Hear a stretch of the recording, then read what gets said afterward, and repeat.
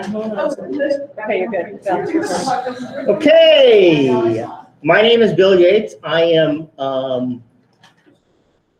never mind. We are waiting for Elizabeth Burrows walking down the hall, and then she will start the meeting. But now we know what would happen. Yes. One of us takes control. I mean, it doesn't, you know. Yeah.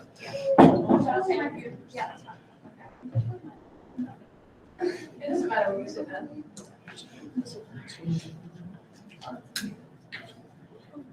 Elizabeth, I was going to introduce myself as the pro tem, temporary. I'm sorry, everybody. That's quite okay. I apologize. Case of the missing keys. Oh, yeah.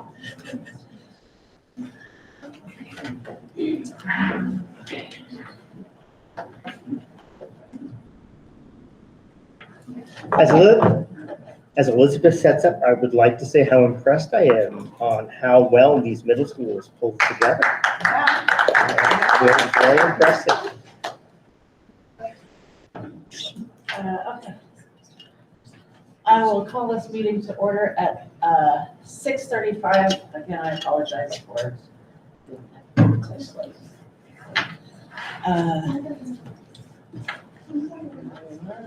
Okay.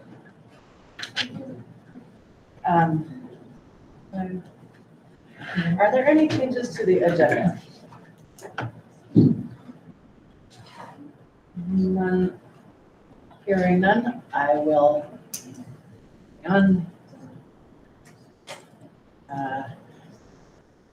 Has everybody had a chance to review the minutes from the last two meetings, those being September 12th and October 10th?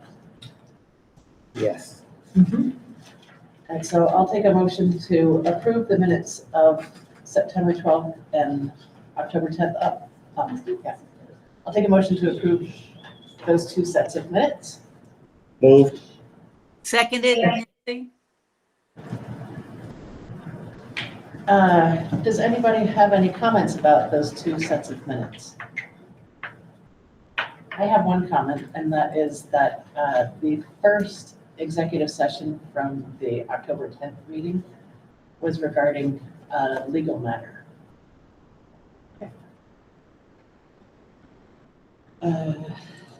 Okay.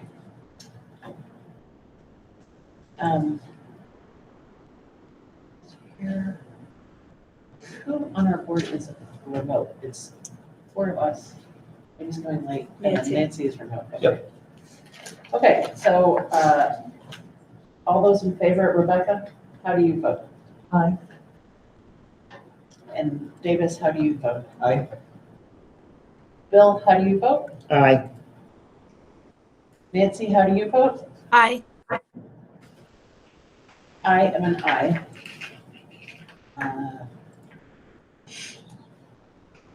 Okay, next we have public participation and announcements. I think we have Focus on Learning, a middle school presentation. Yes, I am super excited and super proud of our 8th graders who are here today and some of our 6th graders who are online. We have 3 presentations for you this evening.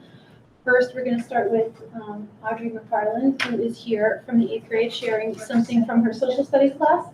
Then we're going to have Lorraine Wall and Isabel McClay from 6th grade present one of their cell projects with Ms. Fox leading them in. And then we're going to wrap it up with an 8th grade presentation of the Farm and Wilderness recap. Excellent. Come on Thank up, you Audrey. so much. Okay. Hi, I'm Hi, Audrey Audrey. McFarland. I'm in the 8th grade. I did this project for Mr. Meager's class. We did like some work in class where we were learning about the lost colonists of Roanoke.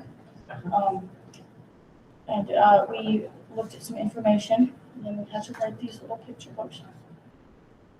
You picked a scenario about what you think happened to the colonists of Roanoke. I picked the one where Spain goes and kills the colonists or takes them captive and stuff. And I wrote these captions and typed them on the computer and then printed them. And then I sketched out my drawings. And then I went through and I covered them in black, like outlined them in black. And then I colored them in with markers. And I had, they were like little comic book pieces. And I had all of these nice little pages. It was a fun assignment. Thanks. Excellent. Awesome, yeah, thank you. Questions and comments? Yes, yes, so, Can we look at your graphic? Can you share it? thank Team? you. We'll give it back. So I have a question. What makes the Revenge of Spain plausible to you? Possibly. In other words, yeah, It's just that, I don't know, it just makes sense to me because the Spanish and the English were having a war at this time. And the Spanish had a settlement in modern day Florida, and then the English went and wiped it out. And so I think that they were mad at the English and wanted to Okay. their settlement as well. Nice. and how else did the war affect Roanoke? We didn't learn much about the war specifically. No. How did the war affect Roanoke? It's just they took all of the people captive, so they didn't have a settlement.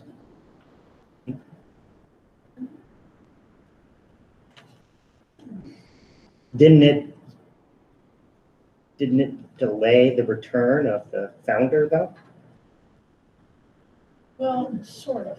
The guy who brought all the people over, his name was John White. And after some time, after they finished like setting everything up, John White went back to England for 3 years to get supplies, and then he came back and found nobody there. Yeah. It was just sad. Nice job. Well done. I have a question. Are you going to be a graphic artist? Because that work is really good. So I don't know if you're thinking about it, but if not, you may want to look into it. Yeah, A+ on the dialogue. Yeah, it's excellent. Well done. Thanks, Roger.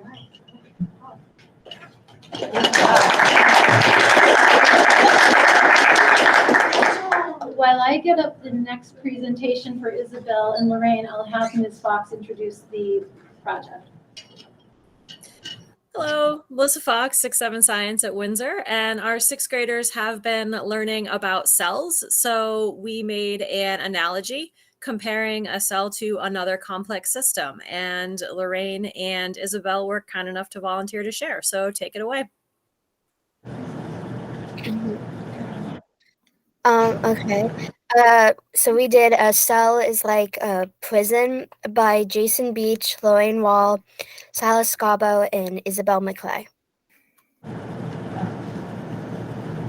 The cell membrane or cell wall is like the fence. The fences in the prison is like a cell membrane because it surrounds and traps people in a prison. The nucleus is like a warden. It controls the prison like the nucleus controls the cells. The cytoplasm is like the prison cells. They are like the prison cytoplasm because it surrounds the prison like the prison. The cytoplasm surrounds organelles with a gel-like liquid. The mitochondria is like electricity. It is like electricity because electricity makes energy in the prison, like how mitochondria makes energy in the cell. The vacuole is like a storage closet. A vacuole is like the storage closet because it holds stuff, keeps things safe, and stores things away.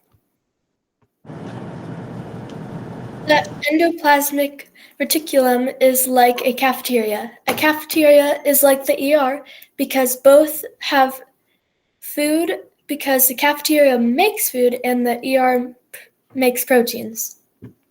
The Golgi apparatus is like the mailroom. The mailroom is like the Golgi apparatus because both package things. The ribosomes are like a grill in the prison. The ribosomes are like a grill because they both make protein. The chloroplasts are like the chef. The chloroplast is like the chef because the chef makes food and so does the chloroplast. I think that's it. Thank you so much, ladies. Good job.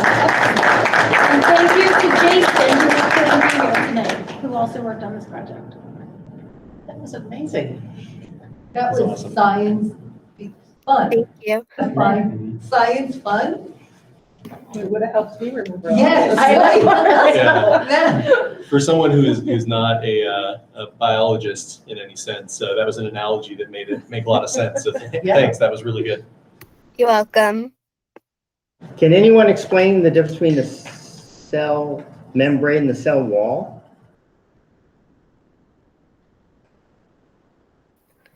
What? What was that? What's the difference between a cell membrane and a cell wall? There was an or there at one point. Well, the cell membrane is so the cell membrane is I'm not really sure how to explain it. Isabel, do you want to try to explain it?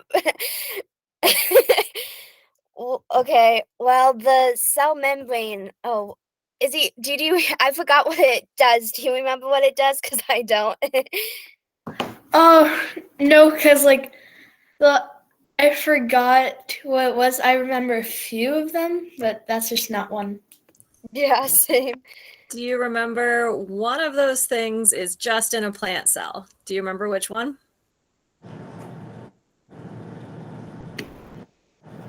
I'm just guessing, is it the nucleus?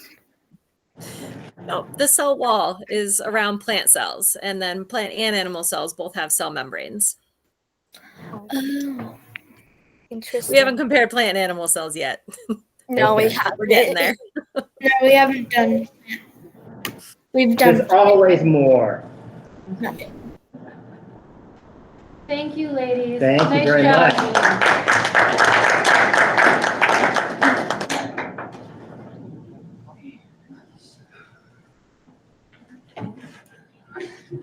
Our last presentation is our 8th graders who are going to share the Farm and Wilderness recap.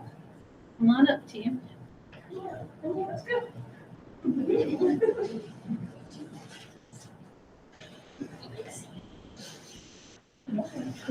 the big words, right?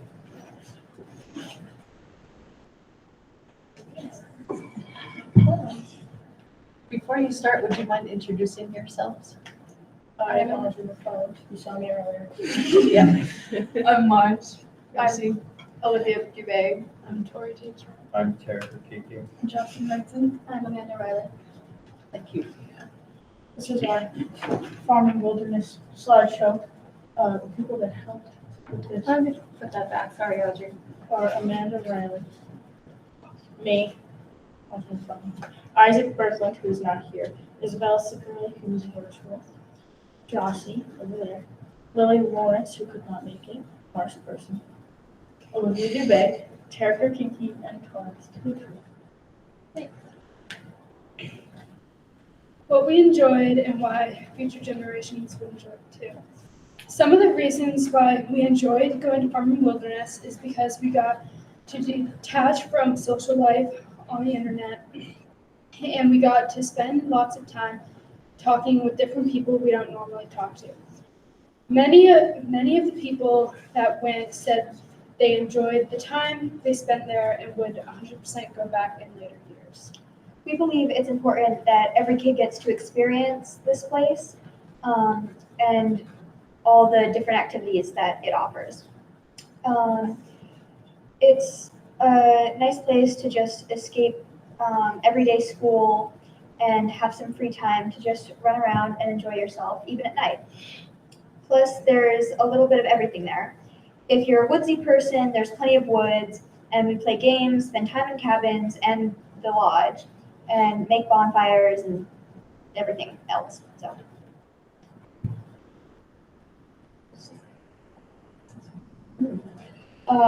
Why middle school would like to continue to go.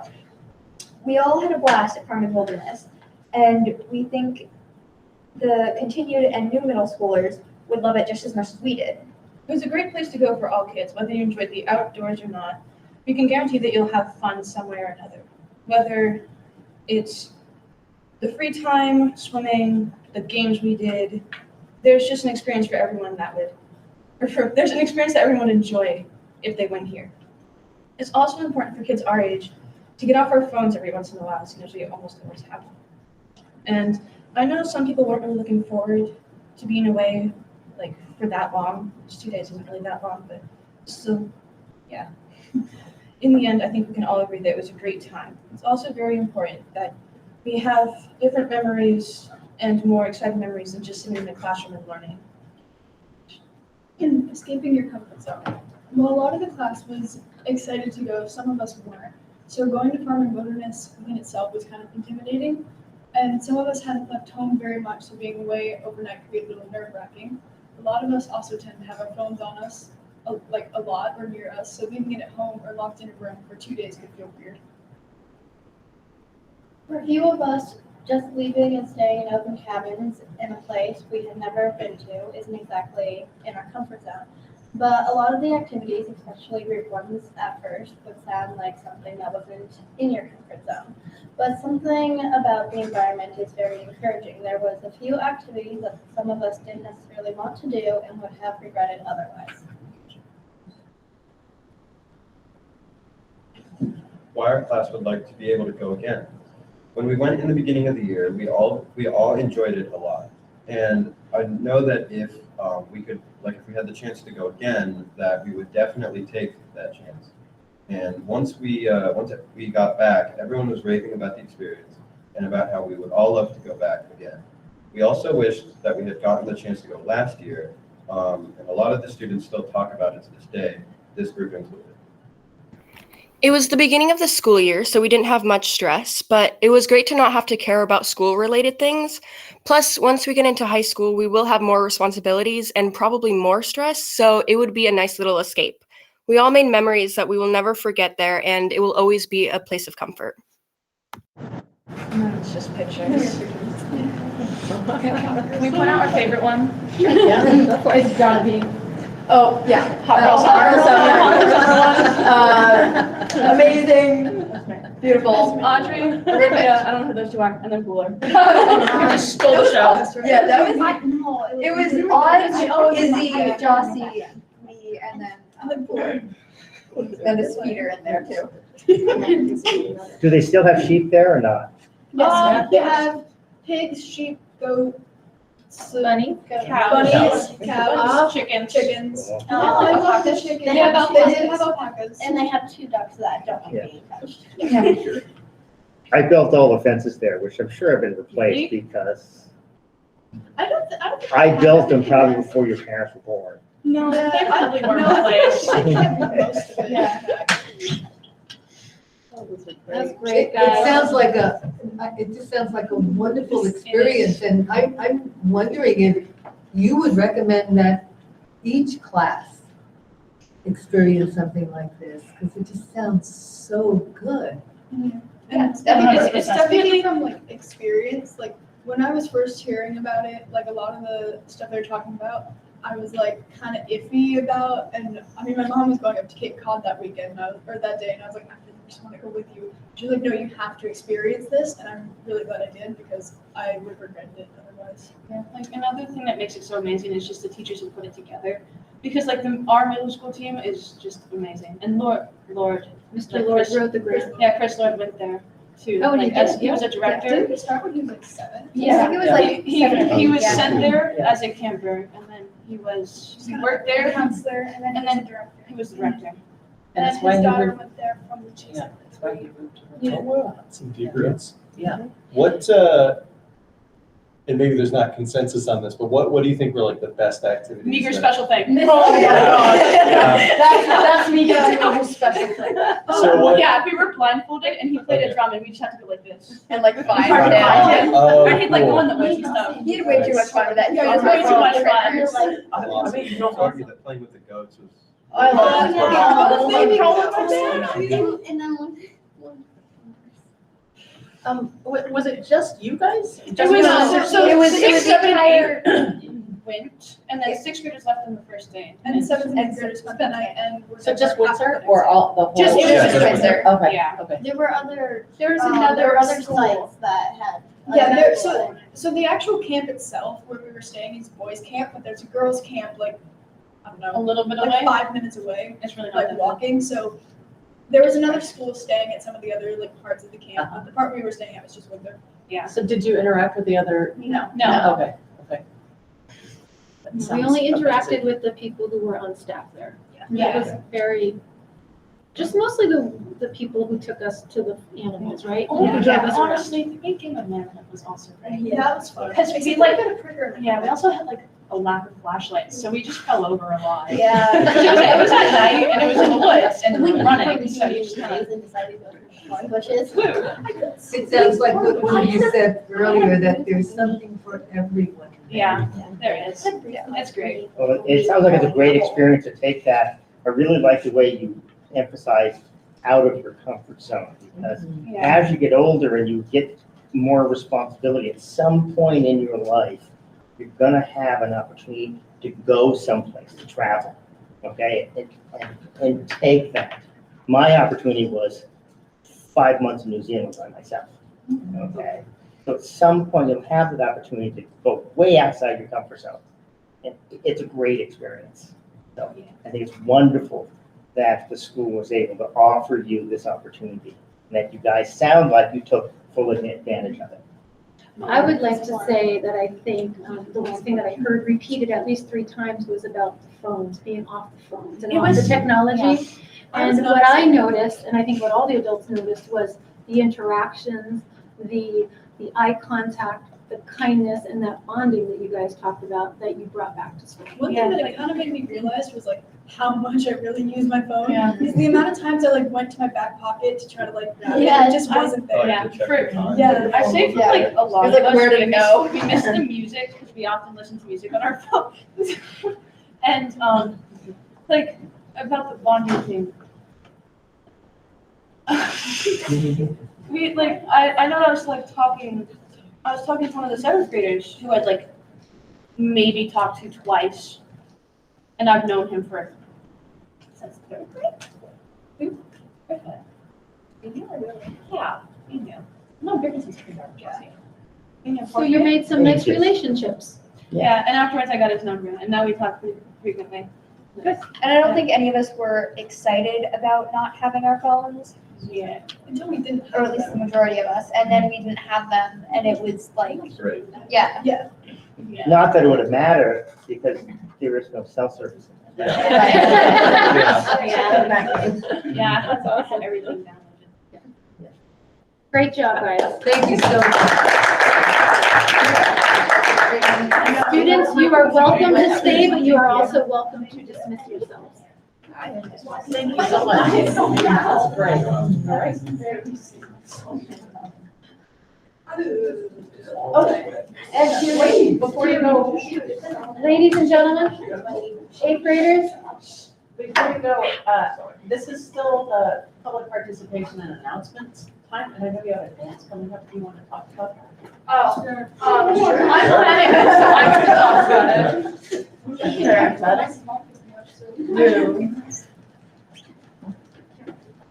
Why am I thank you, Tori. I did not want to be the only one. Oh no, I'm in event planning, so I'm the one planning the dance. It's really not that big of a deal, I guess, because we have dances every year. But it's on October 27th, which is Thursday. It's from 7 to 9. Where is it? It's at high school gym, yeah. And pretty much it's just gonna be food and music and people, a lot of people. Like, Is it for, again, just Windsor kids? Or no, is no, it- it's 6, 7, 8 through Weathersfield, Heartland, Nice. Albert Bridge. That's the one I was And they forgetting. sent a beautiful video invitation this morning. I forgot about that. I'm so happy I wasn't that. Joss, you had a question? Oh. It was that video, it was beautiful, by the way. You saw it? You sent it to me. Oh, yeah, I did. Okay. Well, it's not that exciting. It's a dance, from 7 to 9. So I'm just wondering, is it pretty common for students to take part in organizing? and coordinating I this? don't know. I think this is the first year we're doing that. That's really cool, and that's awesome that you were able to take part in that. I'm somebody who's done a lot of event planning, and like getting early experience in it. It is a really great skill to have, and it can be really nerve wracking, but it also can be really fun, especially when you get to the event and have a great time. So. And remember, when you dance, always go outside your Oh, comfort zone. we made sure for all the middle school couples to put on a few slow dances. Okay. My issue with dancing is that my comfort zone is really big. I can't dance. I can't dance. My dancing skills are like Chaperone? they're minimal. Thank you, guys. That's Thank you so right. much. Where did I put my bag?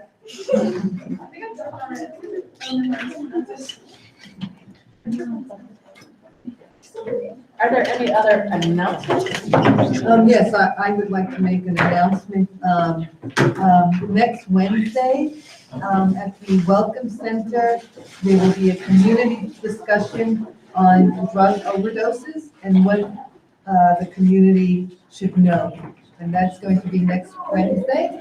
Is that this coming Wednesday or next Wednesday? I thought it was the Next Wednesday. 26th. It's the 26th. Okay, cool. I thought I'd seen the 19th somewhere, but I'll. From 6 to 8. Oh, yeah, 6 to 8. Awesome.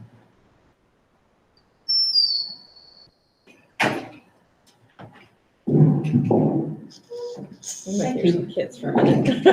What's that? You just hear the kids departing for a second. Are there any other announcements? Do we have a visitor? Did we introduce a visitor? I see we have Hudson Randy among us. Hi. Welcome. Hi. Welcome back. Glad to be here. Welcome back, yeah.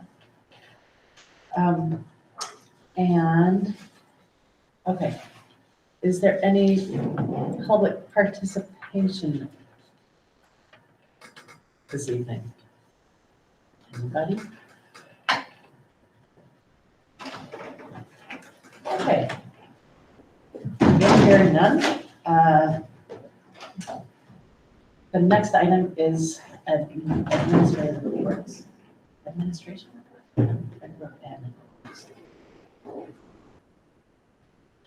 Administrative report, thank you.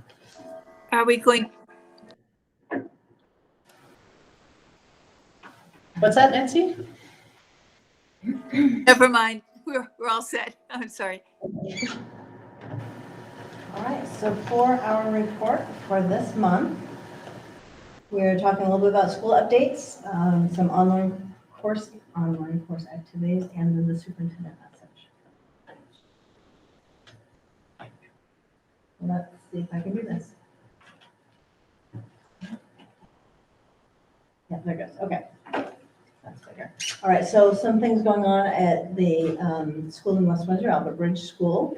Want to share a little bit about how our station work is going. And when we talk about station work, instead of doing intervention work where we're doing a lot of pull out for like 504 and IEP plans for kids who need specific work, we're really working to put them in the classroom. So you'll see typically during math ELA times for all the grades, you'll see specialists come in to work with kids in either individual or small groups, and they can be accessed by all kids. So for example, we have an interventionist who's the academic interventionist, and then we have a special educator who will push in during these times. And you might see them working with a kid who has a plan, or during the rotation, they may actually be working with a kid who's not on a plan, but meeting that kid where they are and trying to give them unique individualized experiences, or working in a group of 3 where one of the kids might be on a specific plan. And this has been a work that we've been moving towards for quite some time. A big component of that, though, is teaching the kids how to lead each other. And so we have the rule, you have to ask 2 people before you ask me. So you'll see in the picture on the top left-hand side, that's one student who's at a different station coming to check with another student who already has identified as I have this skill down. And so kids know to go ask him if that's a question that they might have. So this is one kid from a different station coming in to ask. And then you'll see on the middle picture on top, just kind of how the stations look. So you'll see different independent groups moving around and kids doing a lot of leading their own learning and working with each other. but then you see two other adults in that room really working, pinpointing what the kid needs. That's a lot of what we're really trying to move towards in our stations approach. We're closing out our community unit, although we're really doing community all year long, and moving to the harvest unit. So you'll see, like, if you go into the school, stuff is everywhere, including in the nurse's office. So like our corn stalks there in the nurse's office, we're all in all the time. Nancy? Jennifer, what space is that Stations in Action? Is that a classroom? Where is That's a classroom. So that is one of our, so we have a large classroom that has a wall that kind of pulls out, and that separates what's right now our first graders and second graders. So this is actually first and second grade ELA time that you're looking at. And so what you've got are kids from both ages in the different classrooms working in stations and groups based on what they're working on, including making sure that there's leaders around in different learning areas so kids can go and access without having to go into a totally different room. Thank you. That looks great. Yeah, it's really working out well, and so much of it has to do with the support and capacity of having an interventionist or special educator embedded during the EL attainments and then combining the two grades. That's great. That's what we've been talking about I know, for so long. I know, Erin, high five. Excellent. Totally awesome, yeah. A little update on Leader and Me work, what we're doing. So morning meetings, we do a full school morning meeting where myself or our other Lighthouse leader, Annalise Ennis, leads morning meetings based on lesson plans from the Leader and Me, and we're just walking through the big ideas and just taking snippets out of there and doing group questions or modeling and practicing. So we're doing a lot of work there. We also had just sent out our MRA a couple of weeks ago, which is the assessment parent survey, and we're resending that again to get more participation for our staff and our community members. Bus update, just to let you guys know, after our last meeting, able to problem solve. Larry really worked hard with the bus company to try and figure out what we can do so that our kids who come over to the VTG program, Bridging the Gap after school program, don't have to sit on the bus for an hour and a half or ride in a van, which takes, quite a bit of resources from adults. And so we figured that out. They're just picking the kids up a few minutes early to drop them off here. And then the bus driver who drops them off here is actually picking up another group. So we've got that figured out, which is really good. Regarding after school and childcare things, so the last meeting that we're at for this group, I was attending a select board meeting, and during that time, they talked about the possibility of creating kind of a community recreation program, and the select board asked for more information and wants to move forward on that. So that's where they are. They're looking at kind of next steps towards creating a local recreation program, which may be able to support and house something similar to what we've done in the past for an after-school kind of support club. And we're also working with Bridging the Gap here, and they've come to tour the space and look at the needs, and they're working with me to get licensed on site. At this point, they're not confident it's going to be a this year thing, though. It may be able to be, but we don't know that yet, for Bridging the Gap to be able to create a second site. And then the other component that we're still trying to go for is if we get the site license, can we then have locals who are already working on it to kind of take over what would be similar to what was the Adventure Club. So those three things are still in action. Nothing's resolved yet, unfortunately, for our community, but lots and lots of energy is going into trying to figure out what to do to make something that's sustainable.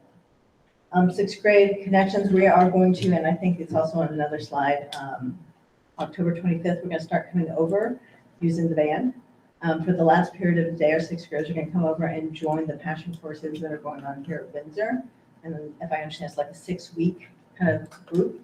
My guess is it's possible that the dance thing maybe was something that came out of something like that. Mhm. So we're just looking to bring those sixth graders over to start making connections there.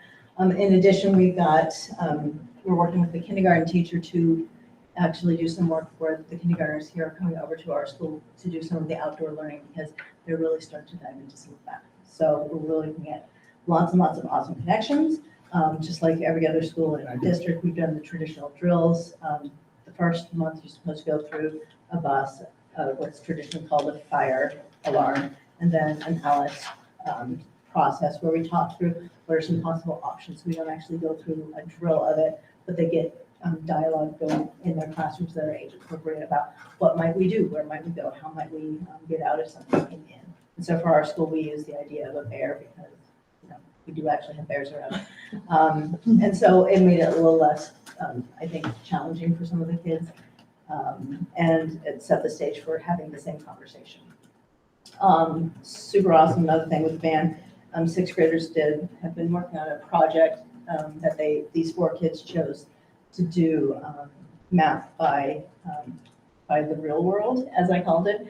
So they actually had to create, so I gave them a recipe that just to work with ratios, and they were able to go out and actually purchase stuff. They had to figure all the math out. They had to ask for the money. They had to know how much they're making to make 6 cakes for the entire school. And I didn't give them what 1 cake was. I gave them like 25 cakes were, 60 cakes were, and they had to figure it out. But just their excitement about I gave them 3 ways to choose to learn, and they all could choose any way they want, and all of the 6th graders chose this way. And hopefully, I'll be able to send you all a little cake soon. But it's really an awesome experience, and I love being back in the classroom that way.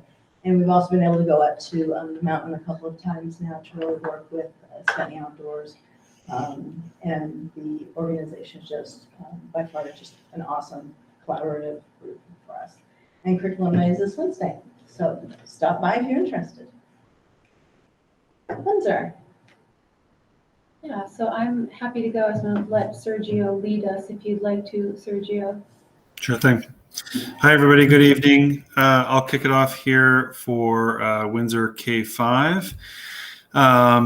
We are super excited to have kicked off our bi-weekly assembly series based around Leader in Me.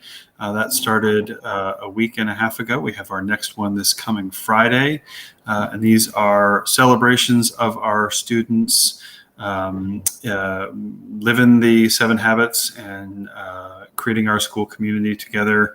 The first one had about 25 or so family members come, which is really great after all these COVID years to have families back in the building and helping us celebrate our kids doing what they do and leading our school. So that was very cool. We're looking forward to our next one again this coming Friday. We have again kicked off our Walk to School series. We've got 2 different ends of town that we meet at, and our numbers keep growing each week, which has been wonderful to see, and a great start to Walk to School. So wonderful. Leader in Me continues to roll on. We have this incredible Lighthouse team and action teams in place. I wanted to share here a couple things in addition to some of the I wouldn't say standard, but some of the more expected things that come along with Leader in Me, like the classroom missions and the daily teaching of the 7 habits and things that we have started the year with. But now we're starting to see where some of that rubber meets the road for our students, which is really cool. So a couple examples from these past couple weeks, and these are just from my walkthroughs of the school during various times of the day. But one is the leadership of morning meetings happening mostly in our 3 through 5 classes that are almost entirely student-led, which is really, really cool. So students kicking off the day, queuing up others for various tasks and jobs that are in the classroom, and then leading the morning meeting, much like you would expect a teacher. He'll be back. It's right on the good part. One is, no, everybody still there? Yeah, we're here. You Okay. froze for a moment. Sorry, it got staticky for a second.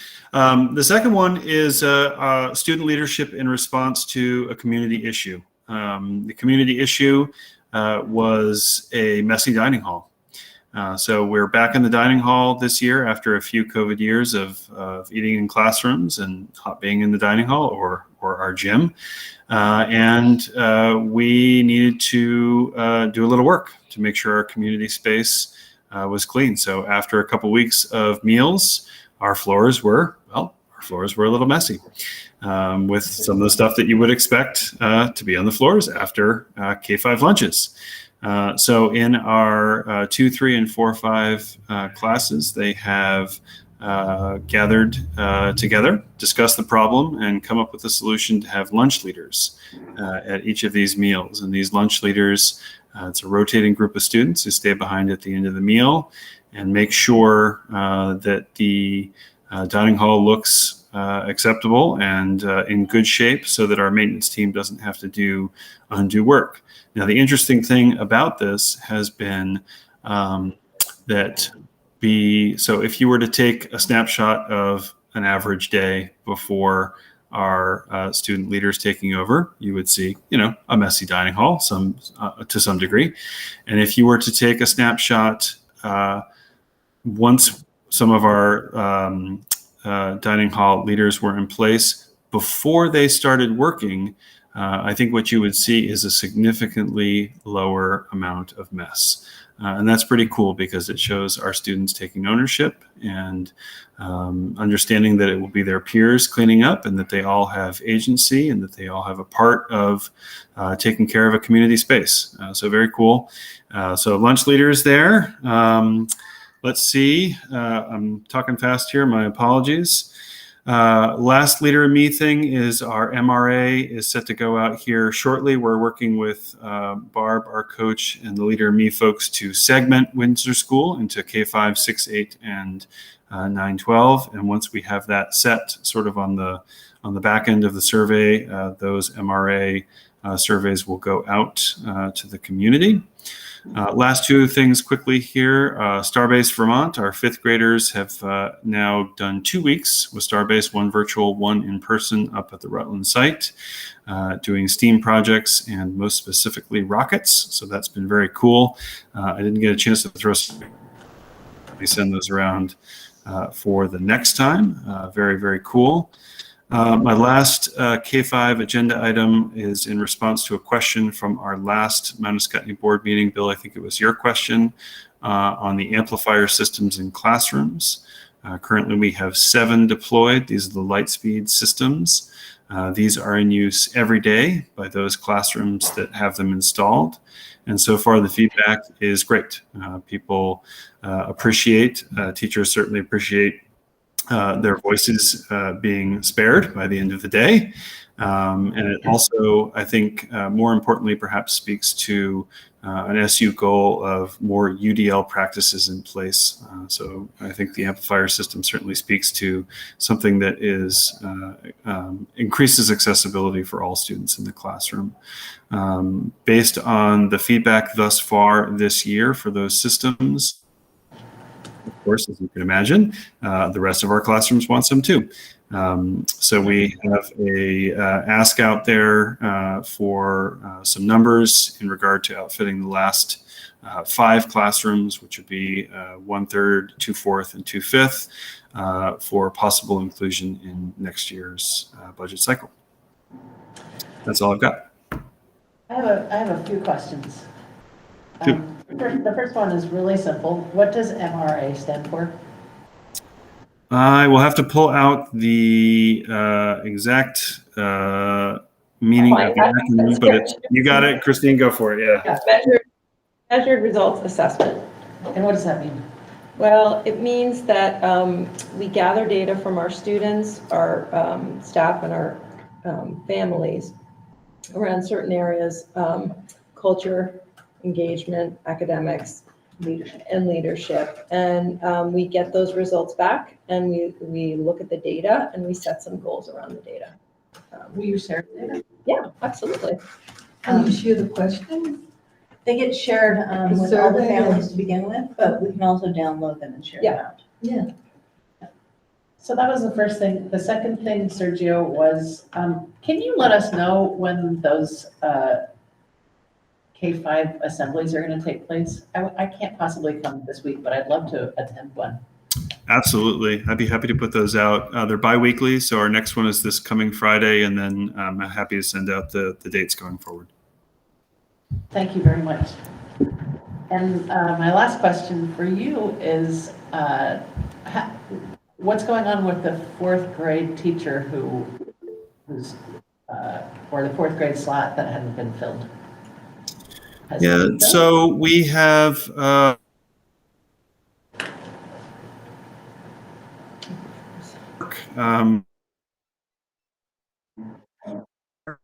we've got an incredibly strong group of support staff members who rotate through and interventionists who work with the group up there. And so far it's working. Certainly in a perfect world, love to have another fourth grade position.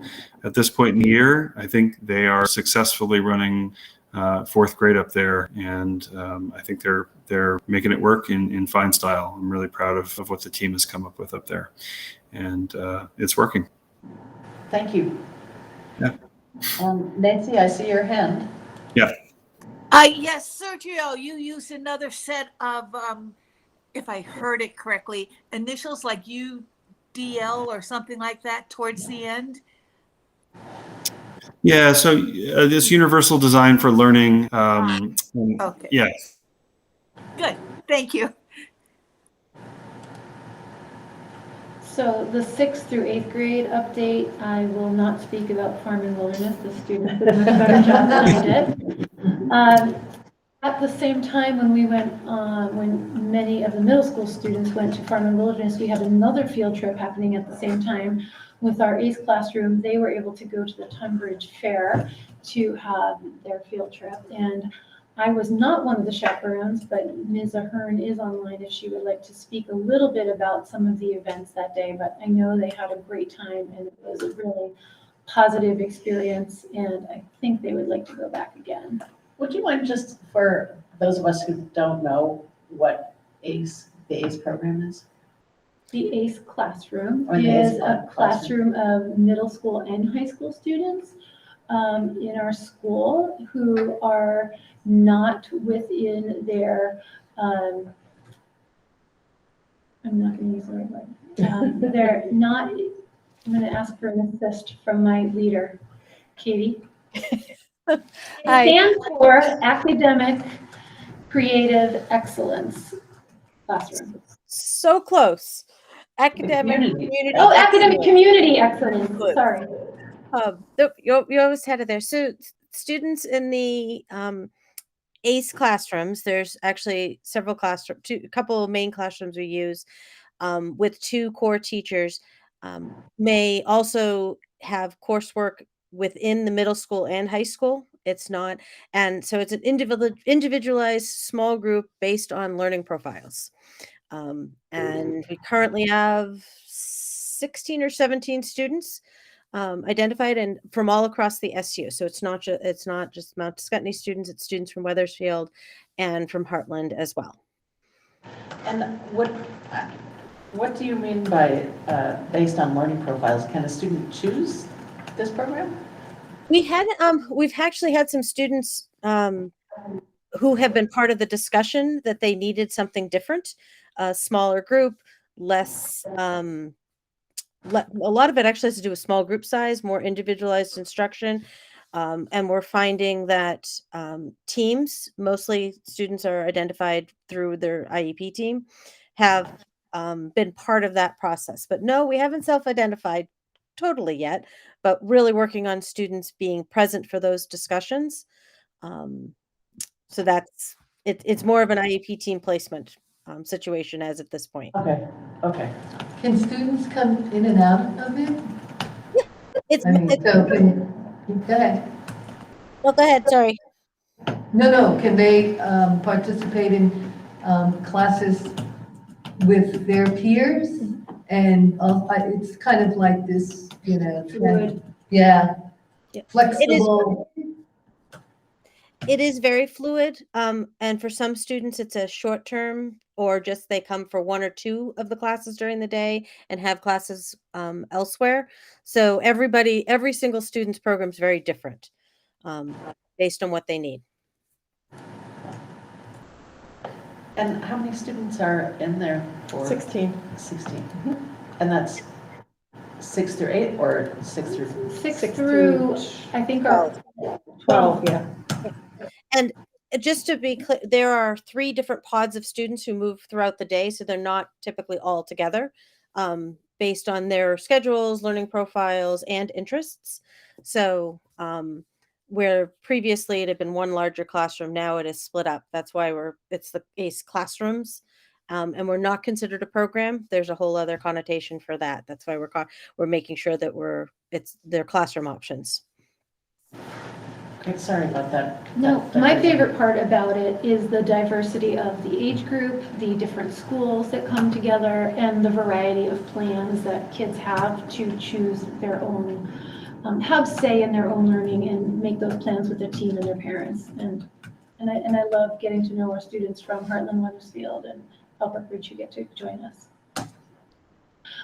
For our Leader in Me update, we have had our one of our monthly coaches meetings today with Barbara Lintner, who's our consultant. She checked in with our middle school Lighthouse team today, sharing some Leader in Me curriculum. Some of the things that we're starting to see come to life on our 3rd floor are the mission statements of the classrooms. We're seeing the ACE classroom lead the way in the mission statements, which makes me really proud because they're role modeling for the rest of the middle school floor. And we're working on that. The MRA assessment that Christine just mentioned, Albert Bridge has started it. Barbara Lindner does not have our school's data ready to go yet because they're dividing our K through 12 building into 3 separate pieces of data. So 3 separate groups or accounts. So we're still working on that. She told me not to stress about it, even though I wanted to. And we are focusing in the middle school weekly, mostly right now on habits 1, 5, and 7, which are being proactive, seeking to understand, and doing some balance in life, finding balance. So those are the 3 Mr. Pooler is working with the team and the students on. And they also are leading the meetings, and we're very lucky to have you both here at one of our 8th and 7th grade meetings to help lead those. And seeing them here at school board meetings, I think the elementary students and the high school students are going to have to jump in or they will take over. So, and then what else, as Jen mentioned, the passion period is our 7th period. We're going to be having Albert Bridge join with us shortly. And then we're going to work to extend that to see if they can join us a little bit longer once we change to 2nd quarter, see if they can join us for 2 periods at the end of the day for our specials courses, which include PE, include art, include tech ed, some other courses, 6th period and 7th period. So be here for the last 2 periods of the day. And then we added to this slide just quick little shot of our evacuation drill for the bus. The Alice drill that we did was, as Jen said, the discussion with the teachers and the students in the classroom discussing with the information you have, what would you choose to do? And we did our debrief as a faculty meeting and pointed out all of the red flags for us as a staff. Probably the #1 red flag for us was speaker systems, making sure you could hear it in certain locations of the building. It's probably not as important as it is to me, to everyone else, but Mr. Taft and the administrative team keep time on the fire drills, and they were record time. It makes me very proud to evacuate 600 people plus out of the building. And then you asked us to give an update on the newsletter. This is our administrative newsletter from Windsor and the number of people who are viewing it for the month of September. I thought I loved it. I thought it was just really so great. Yeah, really good. Awesome. It really shows that you put a lot of work into those newsletters. We followed the lead of our fearless leader, Christine, who started us all in this We're all direction. using the same platform across the SU, and it does give us analytics. We can see how many people are viewing the newsletter, which we think is important information because communication is one of our goals. We want to be. Just not to get too deep in the weeds, what platform are you using to? It's S'more. Okay. Yeah, it's simple to use. Awesome. Yeah. Yeah, It's no. pretty linear. That's my one complaint about it. It's pretty linear, but the Larry was here, he would say the systems talk to each other, so when you see it in your email, it looks like it's supposed to. That's, the right way to explain it. that's incredibly important. And it's great that you can easily pull those metrics out. So it's good to see how many people you're engaging with. So yeah, thanks for sharing that. Yeah, and it really grabs you.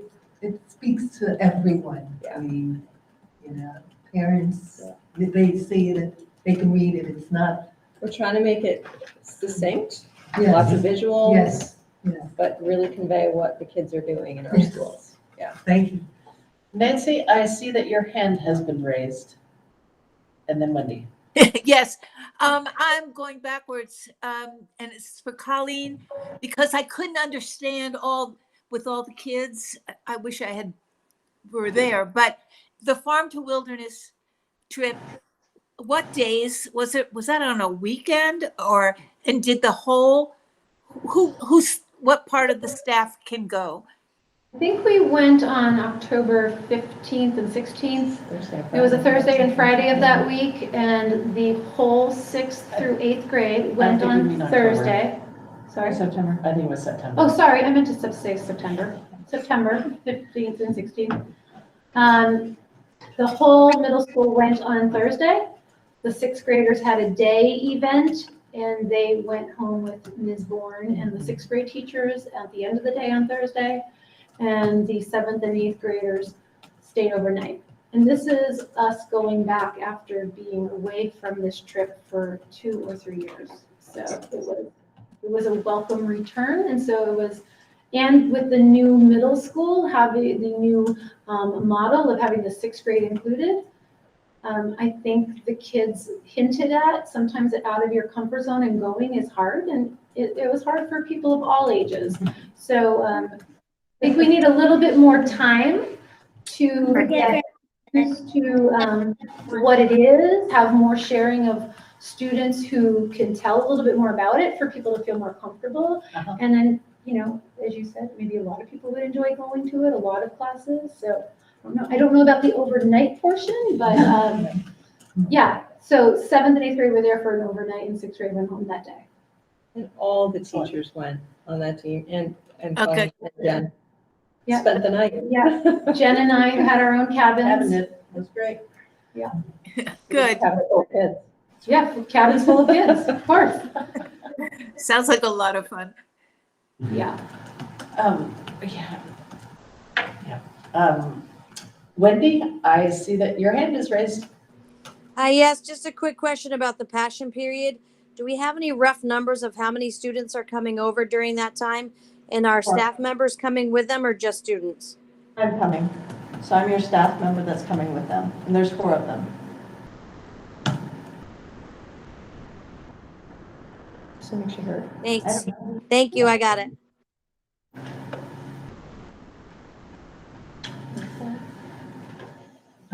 I just want to comment on what Sergio spoke to regarding the, I think it was 2, 3, 4, 5, and creating the lunch leaders. I just think that's a pretty awesome process. Yeah. And I would love, it would be really powerful for them to be able to pull that together and maybe even present that to us, to kind of speak to as to what. Sergio, you're next month. Kind of like what they went through, because I it think sounds that's like a it was fabulous a team idea. effort, and there must have been discussion and conversation, but they were able to come to a consensus, and that's 4 different And the grades. behavior changed in what the And cafeteria looked like. behavior changed based on the information that was presented. So that would be really powerful for, not only for us, but for the community. Yeah. Also see. Love it. Yeah, I'm really looking forward to hearing further updates about what the students are coming up with within this Leader in Me initiative. I mean, the fact that there are these doors opening for students to use their agency and be proactive in their educational environments and make changes like that. I mean, that's huge. I'm looking forward to hearing what the high school cohort is doing as well. Exciting that it's going to look different across every, that's what you probably tell me, right? But yeah, it's so cool. It seems like it's already been so impactful. We're only in October, so I'm really psyched to hear this has been starting off so well. Yeah. All right, Kim, Kate is at her brother's wedding. I know, So that's she a is- much better place to be. Yes, she's not here. She said, what am I gonna do? I said, you're gonna go to your brother's wedding. Yeah. It's all good. But Kim was nice enough to come and do a little presentation on flexible pathways, and I know there were some questions about middle school language options, and I don't know if Kim is able to speak to that tonight or not, but if not, Colleen and I have done a little digging, and we can give you a little information. So Kim, Do you want the slideshow that I put together? Do you want me to drop it in the chat or? want to present? We can do that, right, Jen? Jen can stop presenting. Yeah, you can present, Kim. Okay. Let me present. Geez, I haven't done this in a while. It comes back just like riding a bike. Right? Sorry about that.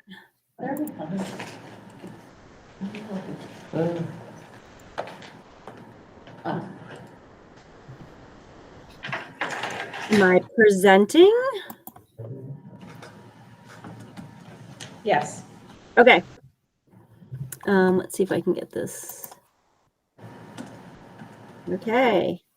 All right. So I like to just put this in here. I know this isn't the first time I've shared with you an update, but I told Kate I would just give an overview of stuff that we're doing, and maybe I'll get lucky and Hudson will even want to share a little bit tonight if he's still there. I can't see, but if he is, I'd love to have him chime in. But this is just a reminder of all the different things that kind of falls under that, category of flexible pathways. When we talk about that, we're talking about dual enrollment, online learning, that expanded or extended learning, and work-based learning. Work-based learning, as you know, that's a huge category itself. It can be internship, co-op, career exploration, or job shadows. So just a refresher for those of you that might be new that those are kind of the categories that we focus on the most here at the school. An update of since the last time I think I came to speak, like over the summer and the school year. So this year we changed capstone. And so capstone this year, instead of just being a research paper with a product, we've decided to switch so kids can do work-based learning experience. They have to do up to 20 hours of work-based learning. We told them that they could do it the summer before capstone if they wanted to get it out of the ways, or during capstone. And so we're running it as a pilot this year. I think we've got about 8 to 10 kids that are doing it. Some it's kind of like a blended product. So a lot of my work-based learning time has sort of been focused on supporting some of those kids and trying to get them connected to people. We don't have as many ELOs this year, and we did change the way the course registration happened last year. In previous years, there's been a course registration form, and on a spot they're saying, yeah, I want to do a flexible pathway, with a chance for them to choose like one so that it could get put into their schedule. The way it was done last year is there was like a schedule and kids had to circle what they wanted, and there was no place for them to put it in. So we had to rely on them sort of writing it in if they remembered. So I think that had a little bit of an impact on it. Just the way the schedule kind of panned out this year hasn't lent itself for kids very well, I guess. There's just limited choices for them to take certain things, and lots of like tight schedules for kids. So live and learn. I'm sure we'll be talking about it as the year goes on, and how to change that later. We have a question. Very quick question. What does ELO stand for? Oh, I'm so sorry. Extended learning opportunities. Awesome. Thank you. Someone just stopped me because I don't have it so that I can see you guys and present. So just yell at me. Sure thing. I'm working on a career speaker series. So, where we would do work-based learning and internships with our 11th and 12th graders primarily.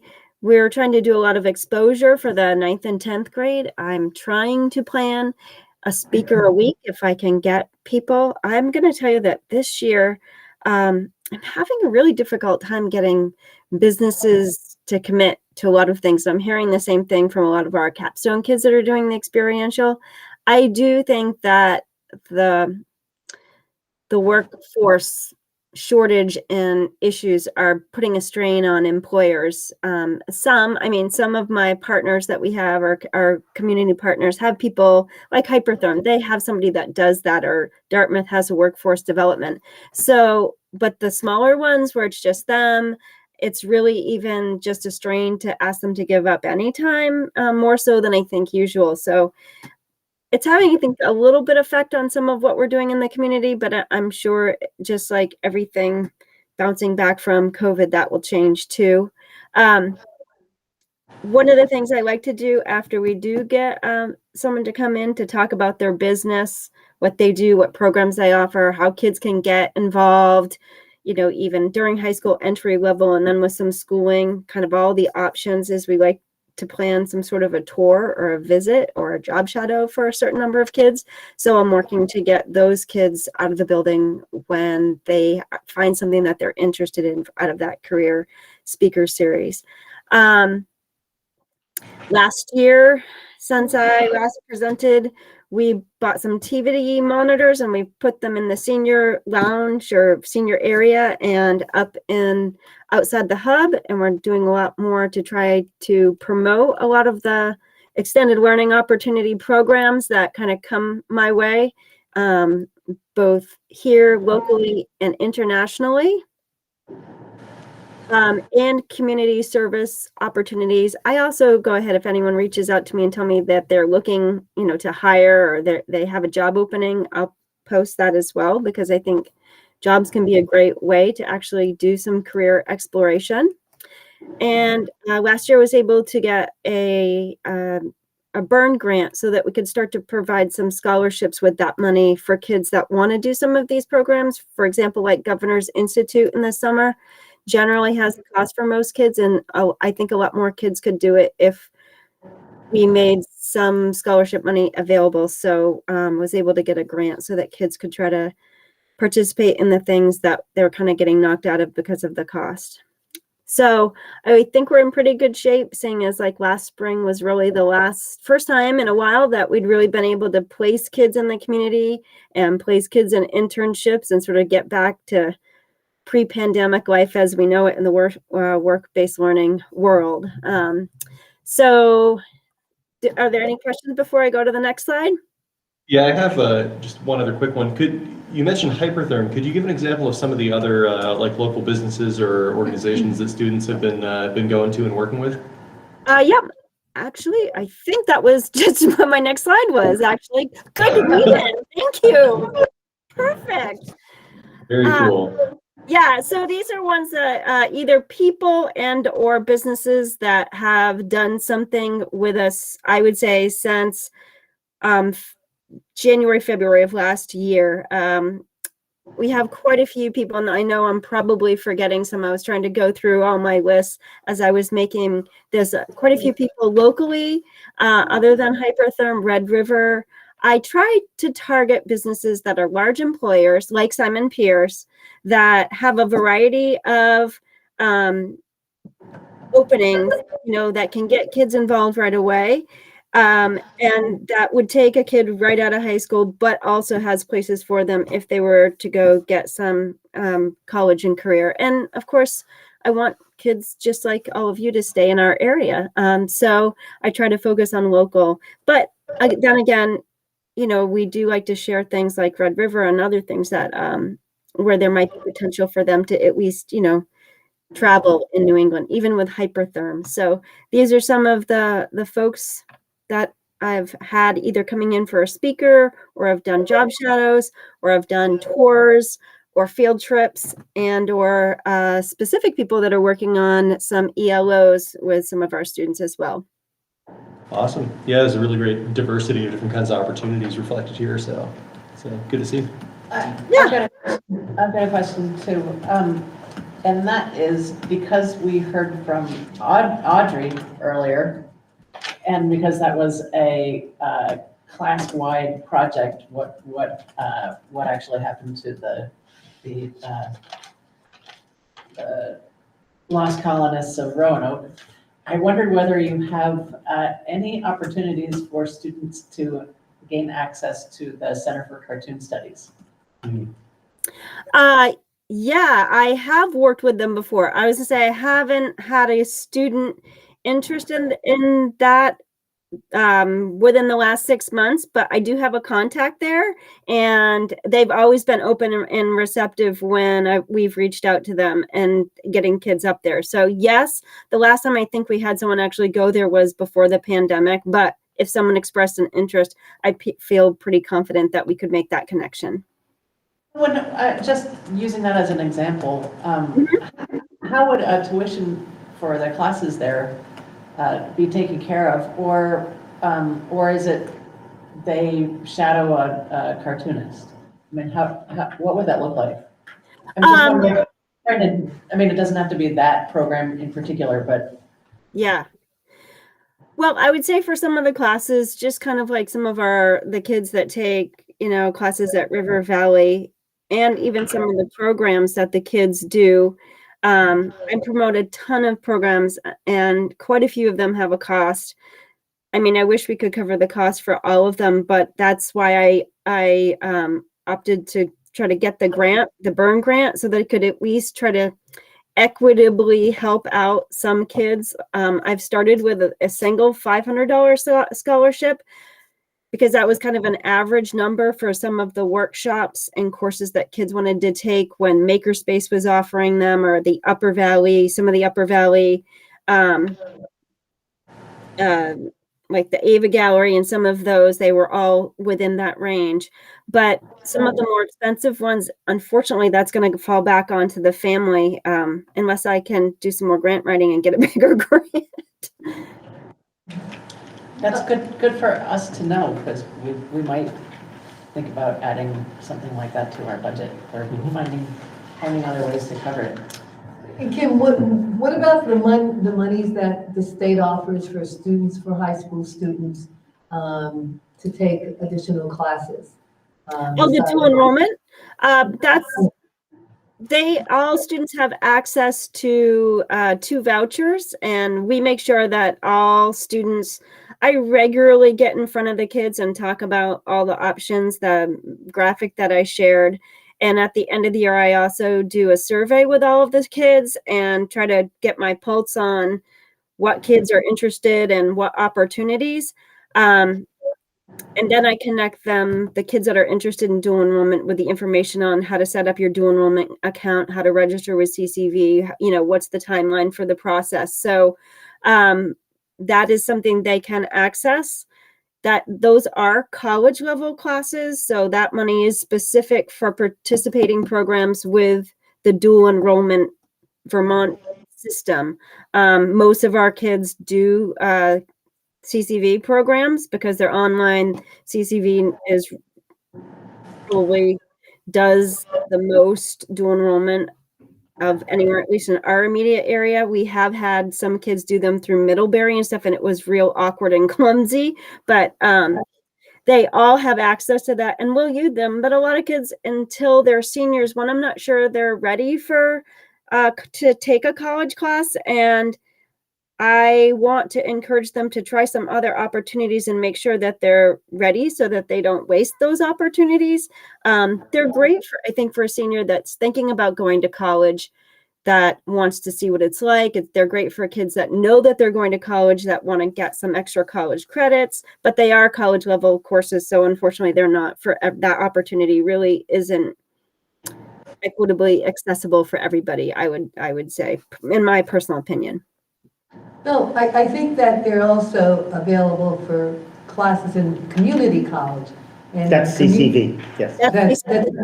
So some of these classes are career technical classes. They're not necessarily academic-based classes.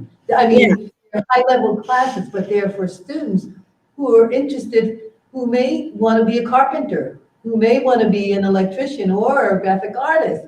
So I think that it's something that should really be pushed for all kids. And I don't think we want to wait till students senior year. I keep on hearing of some students being able to graduate, and I know that it's not every student, but with an associate's degree before going in. And so I'm just saying, whatever opportunities we can make, afford to our students, Yeah. we want to go there. Yeah, CCV, there's some really good computer networking Microsoft classes in those. But for VOTech type of classes, they don't have anything. No. And the students aren't allowed to take every level classes. They can only take the intro classes that like you would sign up as a freshman. So some of the really good classes, they have prerequisites that our students wouldn't have met. So they don't have access to the entire catalog, unfortunately.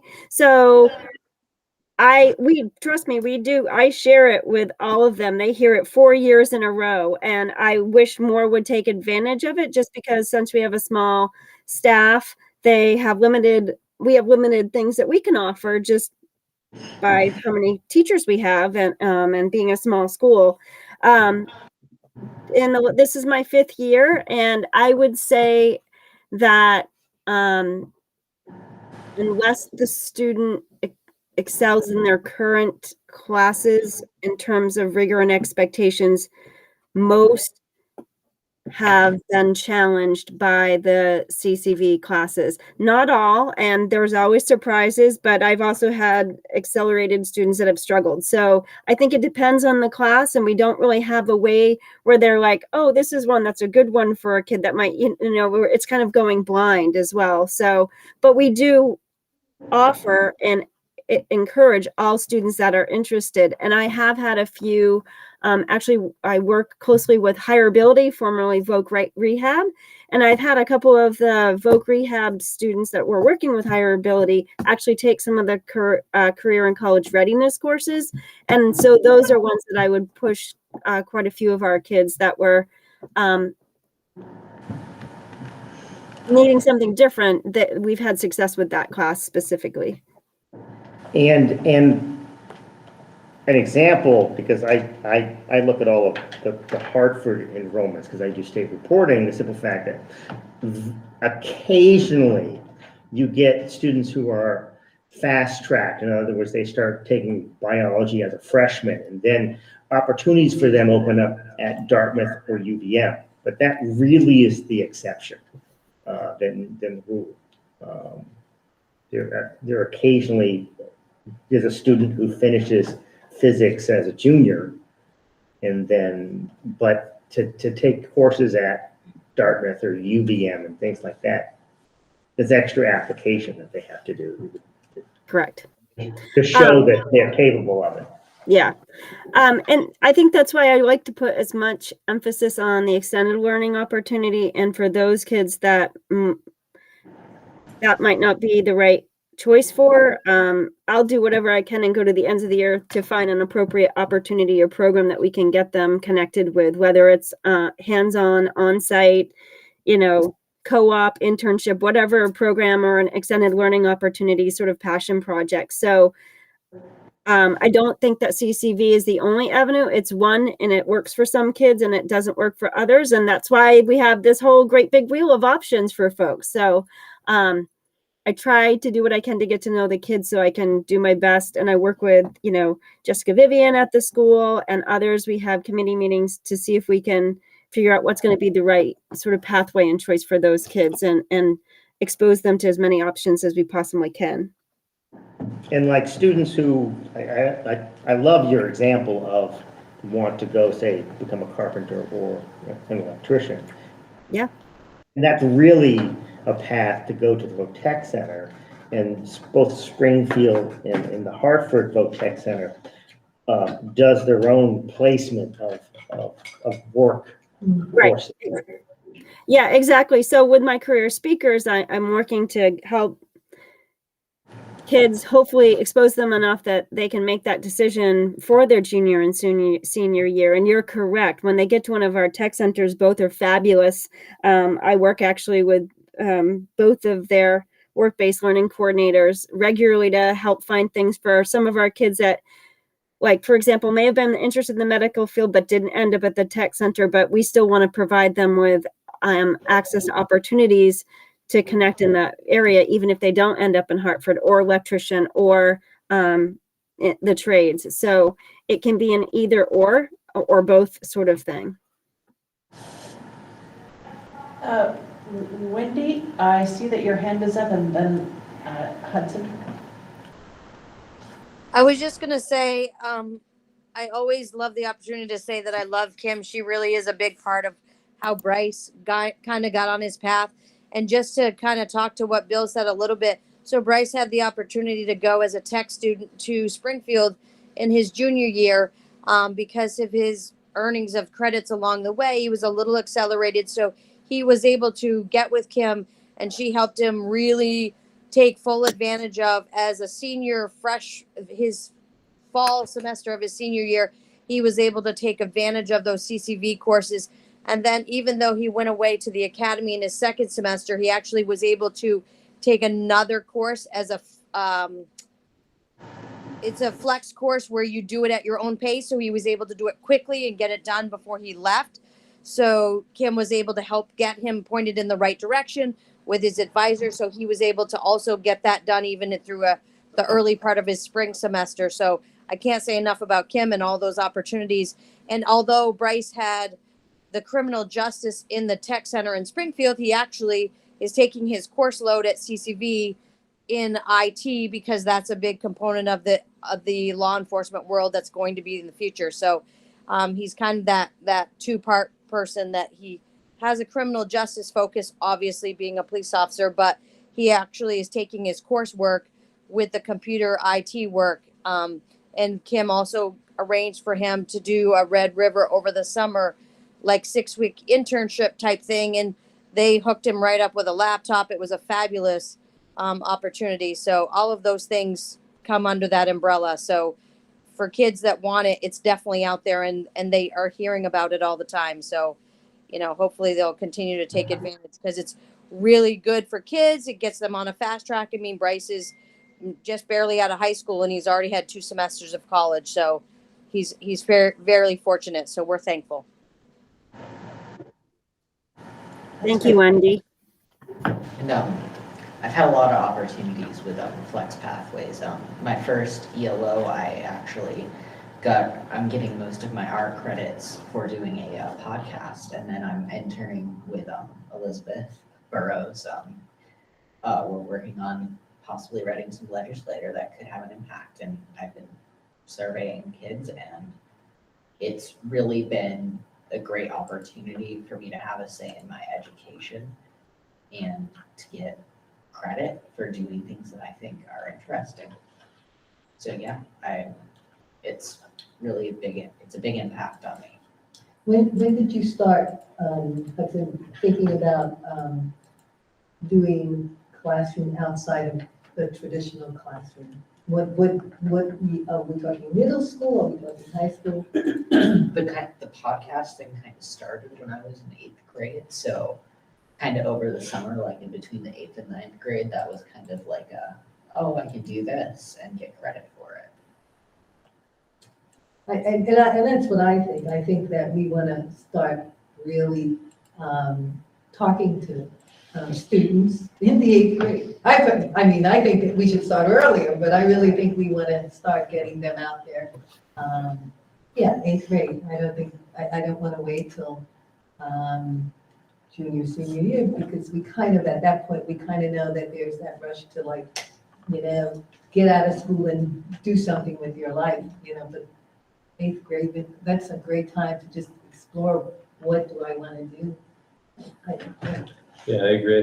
I think starting to make those connections early on between the work that happens in the school setting, in the classroom, and what's available out in the community. I mean, not to put Hudson on the spot here again, because you do so much, but I mean, you interned with Windsor on Air too, right? Yeah, and connect my connections through Windsor Rotary, which is also a Misco thing, kind of bridges the gap, and we want to have opportunities for all these students. And as long as there's connections and there's doors, As long as there's someone to help bridge those gaps, there's always going to be opportunities.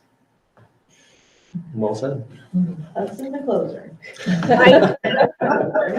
Thank you, Kim. That was very informative. Thank you. I have just a couple more things. One, I completely agree about the 8th grade and middle school. And I believe that's even in our strategic plan. And we've been talking about that for years. And actually 2020, right before we went out on the pandemic, we were working with Careers Click to do the 8th grade job shadow. So that year were working to try to back things up and start some of this career exploration in the 8th grade. You know, so much changed in my world in terms of career exploration and working with businesses since the pandemic in so many ways. But I really do hope that we can get back to thinking about how to continue to back this up. I had a lot of discussions about that, and I'd like to revisit them and continue, because I believe that, you know, even starting in 9th grade without any sort of career exploration programming before that really is putting kids at a disadvantage. And even the state agrees, and there's lots of studies behind that. But I can share this PowerPoint because it does continue to go on about who's doing what. Some currently, if you wanted to know, and how many online classes, because Kate asked me to do that, but I can stop here if you guys have no more questions. That was very informative. Yeah, Thank you. thank you very Thanks, much. Kim. Thanks. Great. Thanks, Kim. Thank you.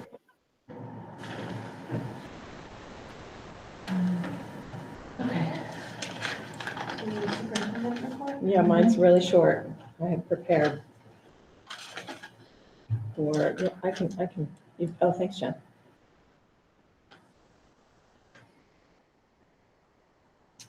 So I'm just going to go, I'm going to highlight a couple things from the report I gave at the SU meeting, but also some specific things for Scott New.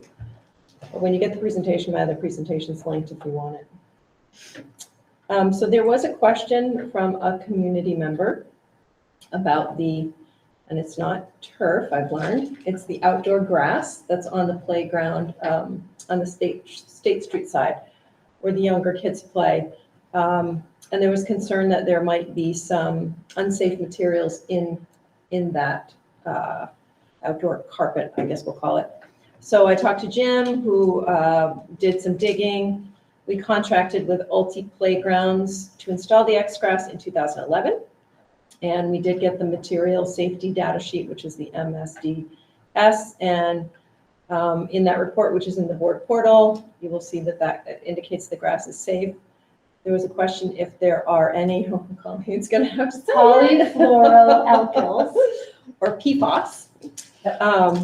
And there are not. And we actually didn't rely on the material safety data sheet. We spoke to the company to Excellent. confirm it. So thank you very there much. are no I really appreciate that. Yes. And also,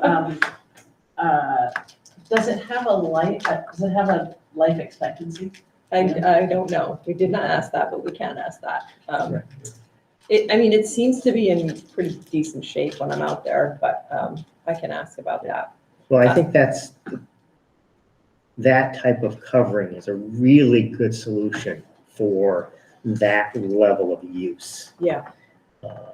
If that was, I remember the old State Street School. And what was out there? Well, we had tar Yeah. and we had gravel. Oh, okay. And so that was it, Okay. because there's no way anyone was going to grow grass. Okay, gotcha.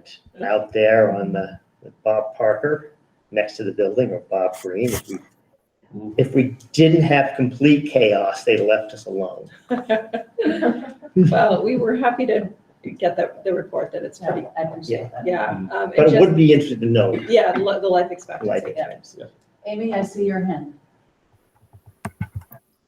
Thank you. So the question of what was there before that, the grass carpet, in the winter, it was an ice rink, which it wasn't level. So you were sliding, it was at an angle and you never knew quite which way you were going to fall. in the spring and in the fall before it would freeze. It was a mud pit. And when it was dry, it was gravel and just So this is better. significantly better, yes. I think I'm the right age to have been a student on all of these various different iterations of this, and this does seem like the best solution. It can be pretty precarious. Good to know. And just on that note, just to update you, we are on schedule for radon and PCV testing. Spring of 24. Jim is really pushing for the testing to be done in the summer of 23 or summer of 24, because as you may have heard, I mean, when you do this test when school's in session and you get the news that you have to close classrooms, it's pretty disruptive. And this has happened to some schools in the state. I think that the process is taking a lot longer than the state anticipated. And the funding for mitigation will come through by that time. Yes. So just to let you know, that's still on track for that time. Just a quick update on moving the vision forward. You've heard a lot of exciting work going on in the supervisory union this evening. I just can't tell you how proud I am of this administrative team. They are invested and passionate about student agency and voice and choice, and you can see the impact of that just in the kids when they come and talk to you. So we had our first session with Mike Nicholson. He was here October 6th. He did a parent advisory council group with he focused that group. It was more information on the self-driven child and the impacts that has on mental health and motivation and student engagement. And then we had a community session where we really reviewed the strategic plan with a group of people and recognize that we are doing the work, we are on track, but there may be some things that have changed since we wrote that plan. We might need to tweak it a little bit. So that was interesting, and he'll be back in December for the second round. My favorite part was the student group that he met with for an hour on Friday. We fed him lunch, and they did a little activity, which was pretty interesting to watch. Mike took them through different school, occurrings like homework. So what's the student perspective around homework, and what do you think the staff perspective is around homework from the kids' point of view? He's going to compile all of that information and share it out with us. It'll be interesting to see what we learn.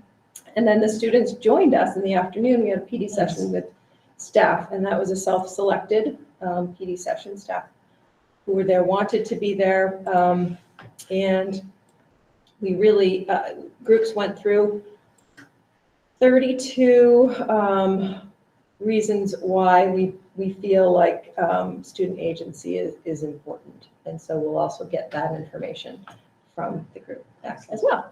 And what's the date for the December one? December 5th, I believe, is the next one.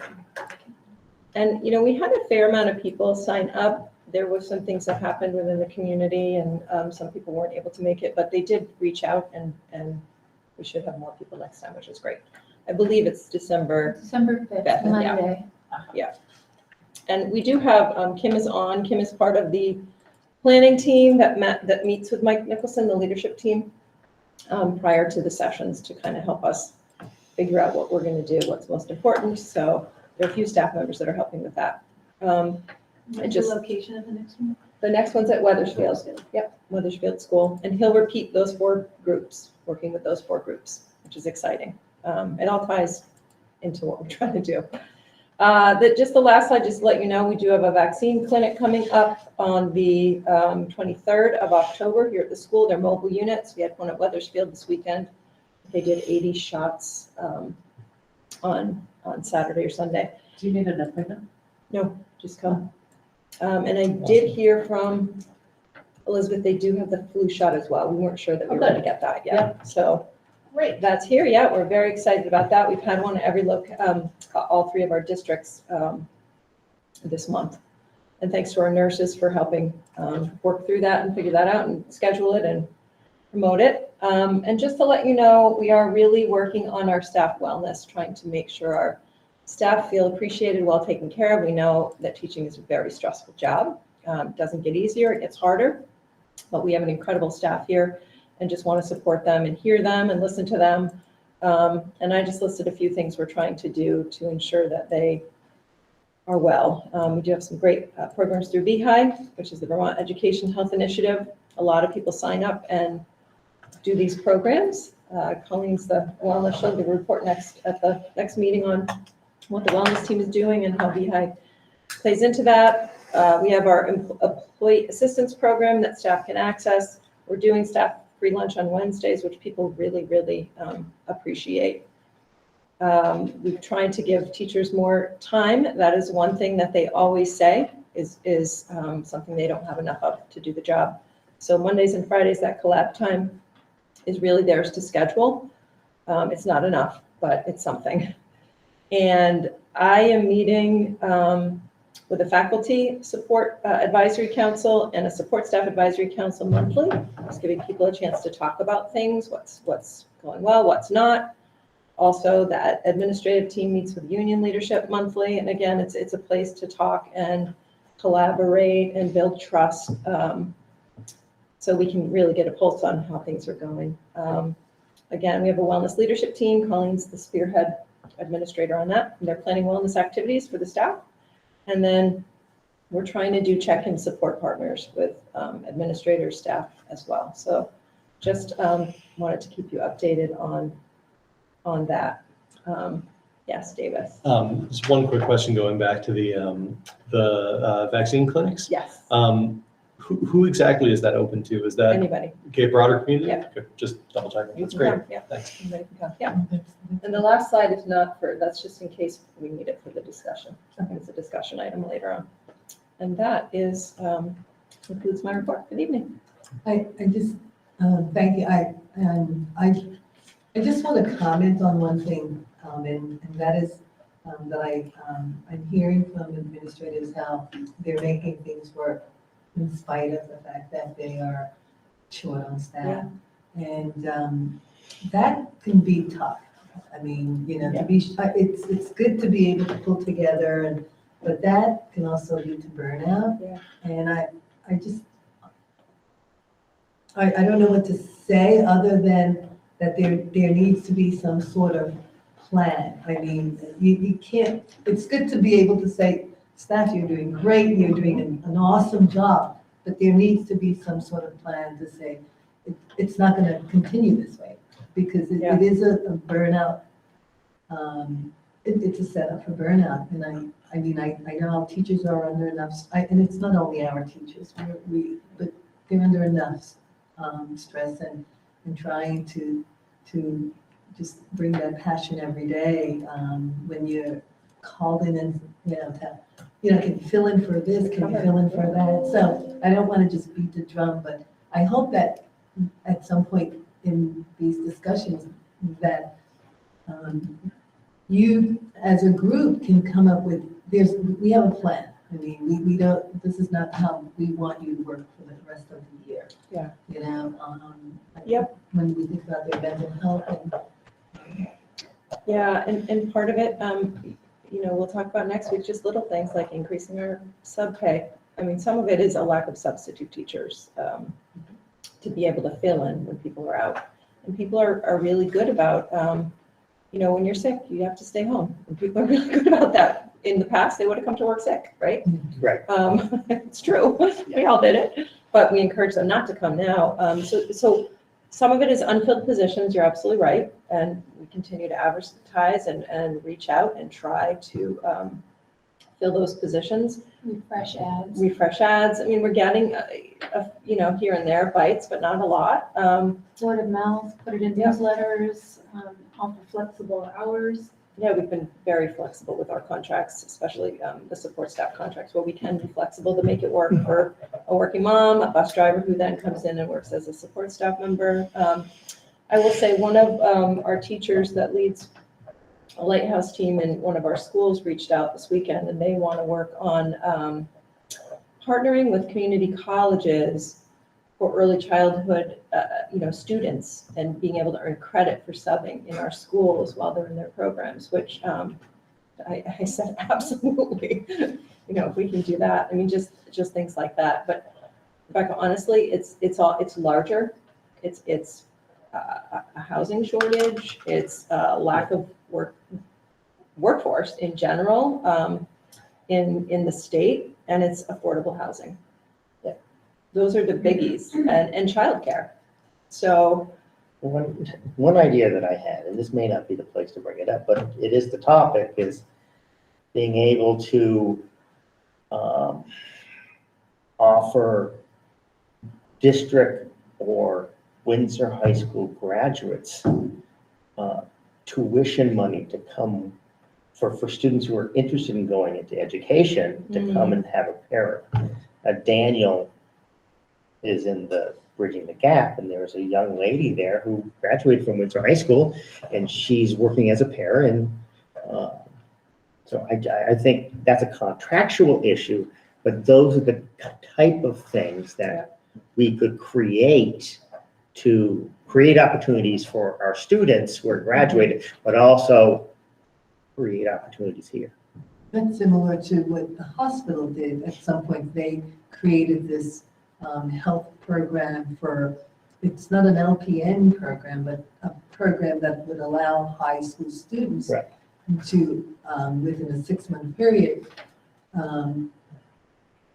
work in the hospital, doing certain things. And as you said, maybe para responsibilities. And if they were to take specific courses, just like the hospital did for 6 months, I think we want to think out of the box. there's no box, right? Yes, we actually, the legislature, we worked really hard on a bill called, or our part of the bill was called Grow Your Own. And it had to do with healthcare workers and also teachers. And so there's all kinds of provisions for people who want to get right into the workforce, who can get right into the workforce, who need tuition assistance or need, whatever they need, scaffolding all the way up. And once they get into the workforce, they're offered also continuing education. So. I mean, and we can do also like, we'll do this for you, but then you owe us like 2 years, That's the thing, is that I think with the healthcare, you owe 2 years, and I think with teaching, you also owe 2 years. And then you're good, or you have to pay it back. But that doesn't help the housing problem. I was gonna say, we still find place for people to live. Well, it does in a way, in that if we offer these opportunities for our students within the SU, the reality is they have housing, okay? It could still be, The fact is that at 18, I was not, granted, I was of drinking age, and I thought I wasn't really ready to go to college, but I was made to go to college, because I was told I had to go to college. But the reality is, my oldest son, Bill, he took a leap year, and I would have enjoyed working someplace instead of, doing nothing. But some countries offer some really wonderful. I know Germany offers just really wonderful post-high school opportunities, internships where you will go and live with a farmer, or where housing is provided, but straight into the workforce to do the work. And you're right, Bill. At 18, it would be great to experience what it feels like to work and develop that relationship with. Have the opportunity to take some online classes, to earn some grant money from us to when they decide to go to school, to help pay for school. I mean, it's. I was gonna just mulling in my brain, we hired about 5 alumni this year. And it has been fabulous having them and having the comfort of what they know about the school and the feelings they convey about their experience here. we have also had some students who are already reaching out about positions like you're talking about for next year after they Mhm. graduate. I'm thinking about how wonderful our staff is here, whether it's our IT staff, whether it's our kitchen staff, whether it's our custodians, whether it's our teachers who are doing internships in the classroom. I'm feeling like we need to put something together, like a senior job fair here before they leave. Right. And it may not necessarily have to be, I don't know how we could do it without making it part of the contract. I mean, if they, for an example, if they come work in the kitchen, if they become a para, they would be part of that contract. But still, is there something else that we could offer them as a grant or a scholarship opportunity for coming to work within our district or the SU? In our whole SU, there's amazing places to work in many, many different areas. Yes. And Katie knows how to make those contracts I was happen. gonna say, she was gonna, Katie, I hope you're gonna talk about master teacher as well.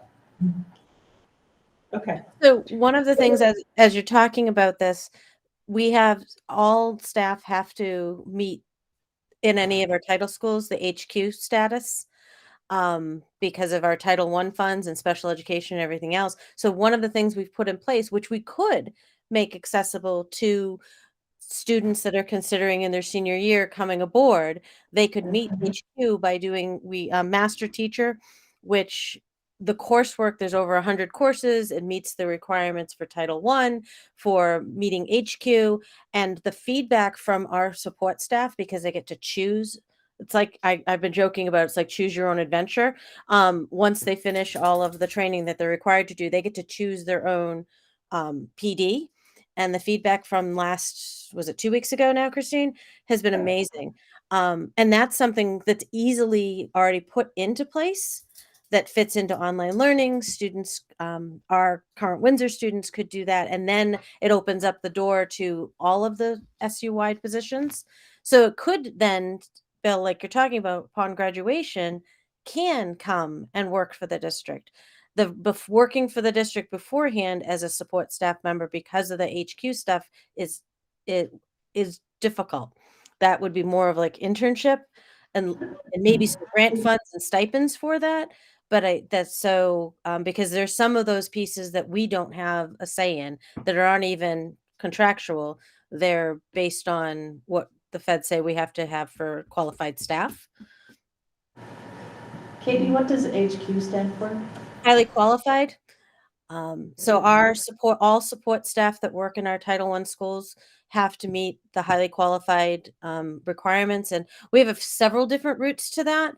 We have a lovely graphic on this, which I'm not prepared to share right this second, but it's SAT scores, already having 45 credits in college, or this master teacher. Those are just 3 of the 5 off the top of my head I can think of.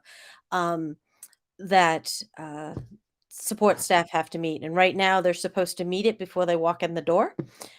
We're catching up on that and making sure that all staff will meet that requirement as we're moving forward. But that it plays into a high school diploma no longer is the standard. It's more than that. But my understanding is that highly qualified piece is for staff that works with students. Yes, anyone who is working in classroom instructional students, it can be interpreted different ways. It would not mean custodial staff or cafeteria staff, anything like that. Even some of our intensive needs, although for special education that gets a little bit more interesting. But the definition is fairly broad, and it does eliminate a few of our staff positions that do work with children, but not in an instructional capacity. If that makes sense. So which schools in the district are Title I schools? As I'm spending my work day, working that data entry piece. And then we really have to move on because it's Heartland and almost Windsor. 8:30 already. Heartland, Harlan Windsor. and Windsor. Okay. Okay, thank you. I'm sorry. to cut That's you quite off, all but right. We have to keep going. It's Is that great it for- discussion, yeah, that's it. Okay. So there's a couple of, the early childhood panel, I have applied for 2 grants and have not heard back from either grant, so that is the status. And as I was going through the agenda, thinking about status updates, I think we should have a section of our agenda be just for status updates so that they can be kind of, I like this idea. Yeah, that idea.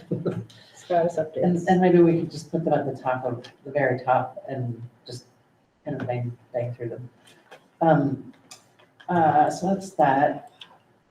And, okay, middle school model parenting. This came from a discussion that I had with Rebecca Roisman, in which we were talking about,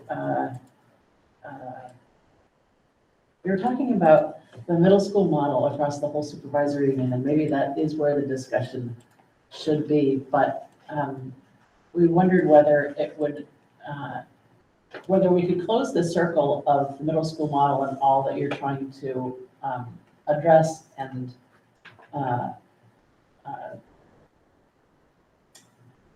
with this very special age group. It is also a very special age group for parents who are constantly having to adjust to a constantly changing student. We wondered whether it would be useful to have kind of a parent support series that was kind of not outward, but more of a circle, like a facilitated circle for parents to browse about and be given guidance or best practices. That kind of coincides with what you're doing at the middle school level across the supervisory unit. So I think it'd be good to close the circle there. What do you think? I love it. I think more parent evenings, more grade level parent groups, strengthen the voice for those students.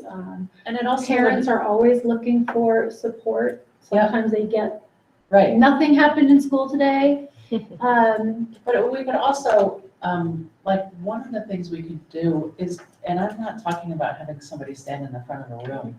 I'm talking about having a circle of chairs kind of thing.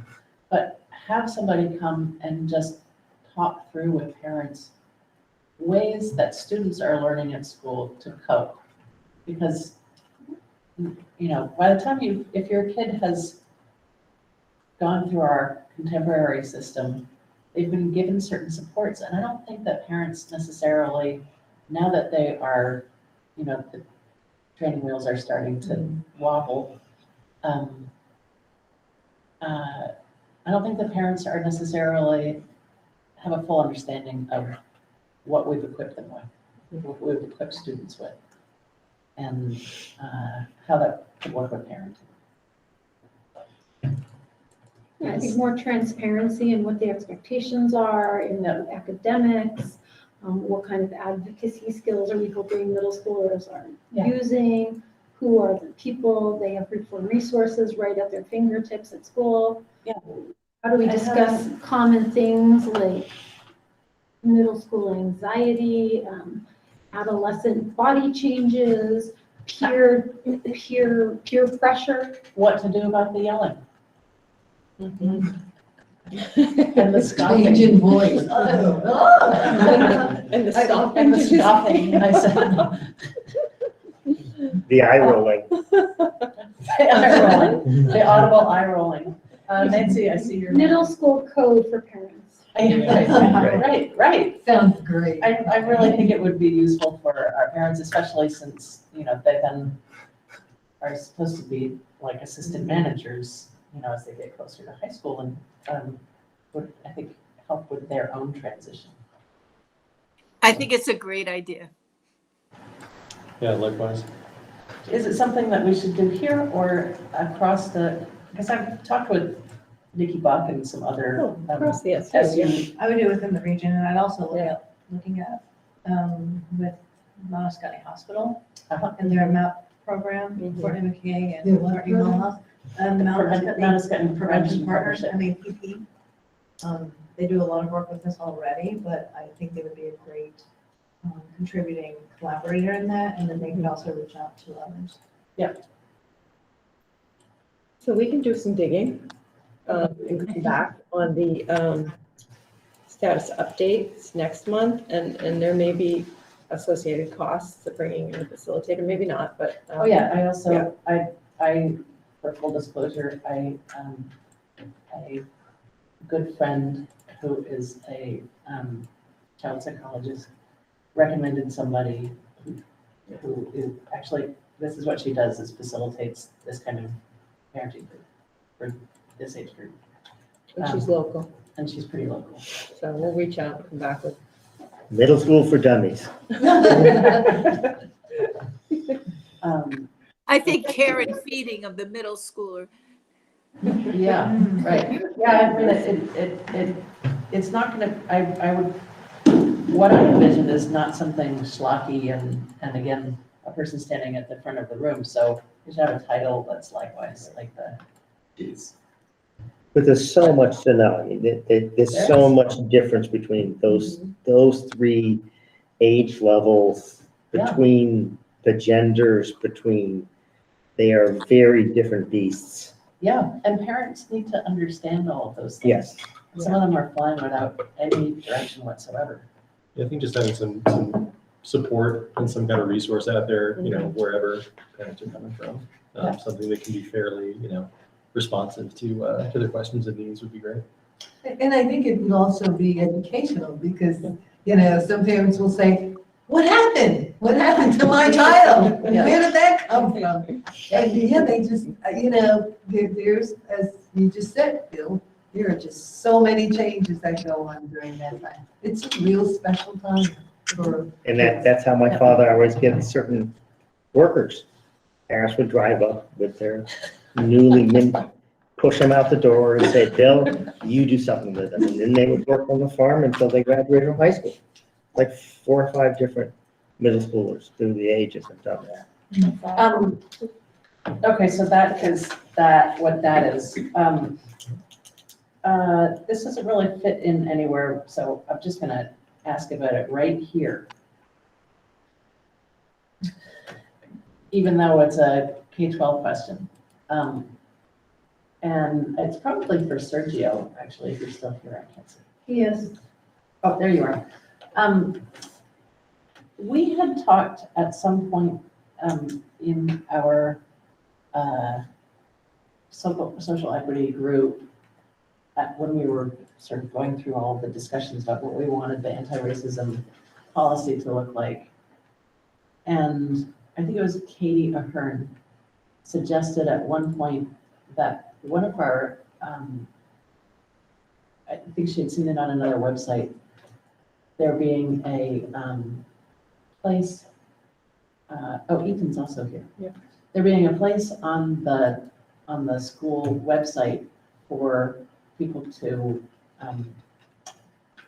put word out anonymously about things that are happening in the school system or in the community that was received into one box. Katie. I think it was in South Burlington or Essex. It's probably Essex. Essex, Westford. And it is actually one of our action items as part of the teacher leader, which will be in our SU report next week on the slide. So you're very prescient that we're planning on putting in, working on a website or working on a page to be able to do that, plus some other things. So Excellent. to be unveiled at a later date. Thank you. Okay, that was, okay, now we are very quickly, as an update, going to address the Tiffany Riley agreement, which, if you've been following along, at our last, the October 10th meeting, our board voted unanimously to let me sign an agreement settling the matter with Tiffany Riley. It has not been filed with the courts, so, but that was a public meeting or a public vote, and so word on the street is that it's going to happen, and I just wanted to put it out there that, and we can talk about this as part of our next meeting for reals.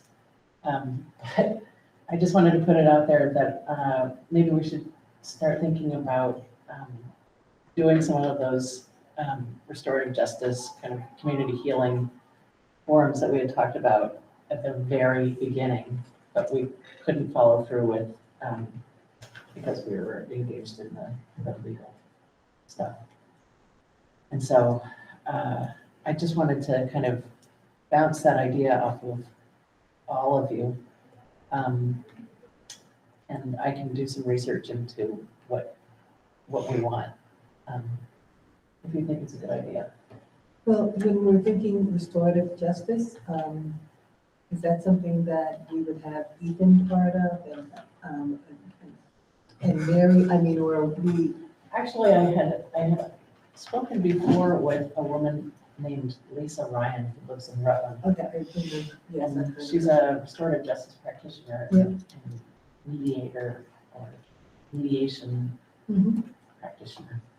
Excellent, yeah. And she's already done some legwork on it. But, I mean, we can't engage with her until the ink is dry, but I just wanted to kind of touch base with you all to see how you're feeling about it. I think one point that came up in that initial discussion is in some way, not possibly separate, but to try to do that with the student body as well in some way. Yeah, that was one of the, it's just following through with what we had already discussed. Okay, yeah. But having it, having a couple, so, I mean, now that it's 2 years, 2 years later, so the student body is a totally different student body than it was when it took place. And the administration is a totally different administration than when it took place. But we still need to kind of go back and put things in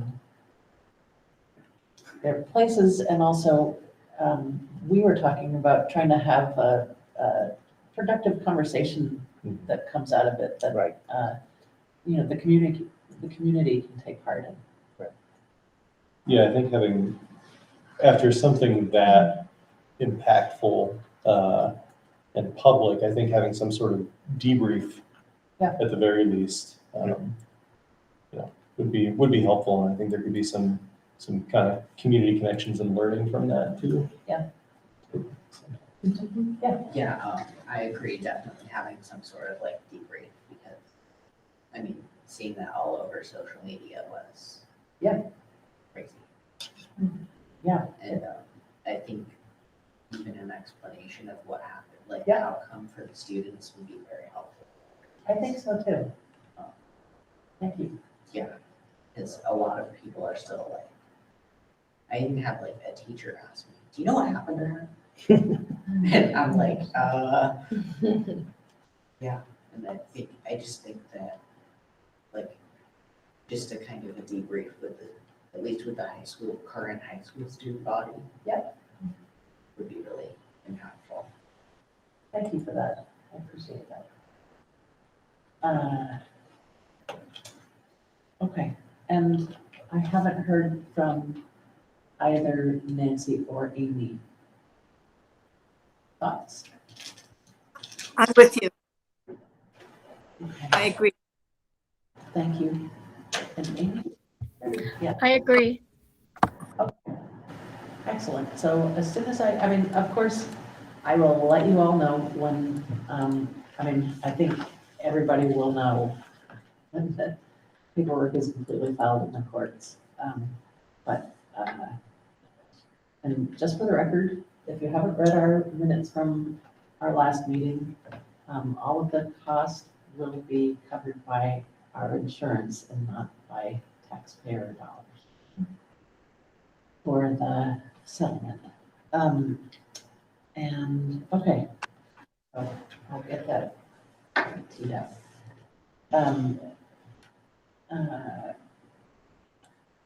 Before, well, okay. The support resolution. Christine, would you mind putting it up on the screen? I don't mind putting it on the screen. 1 second. I found a template for a resolution of support for our teachers and staff. Or what? It's quite long. And we don't have to, certainly don't have to adopt the whole thing. But I thought it would be a good idea to discuss it. This is through the Vermont School Board Association? Or- No, this is just a template for, no, the Vermont School Board Association doesn't have such a thing. But, Okay. Kind of a-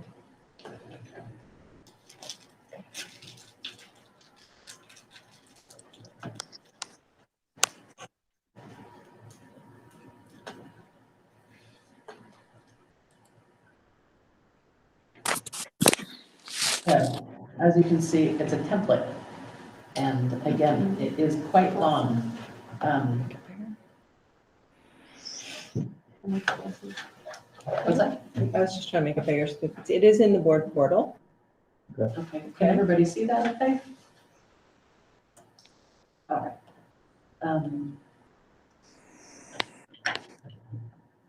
As you can see, this one is 3 pages long.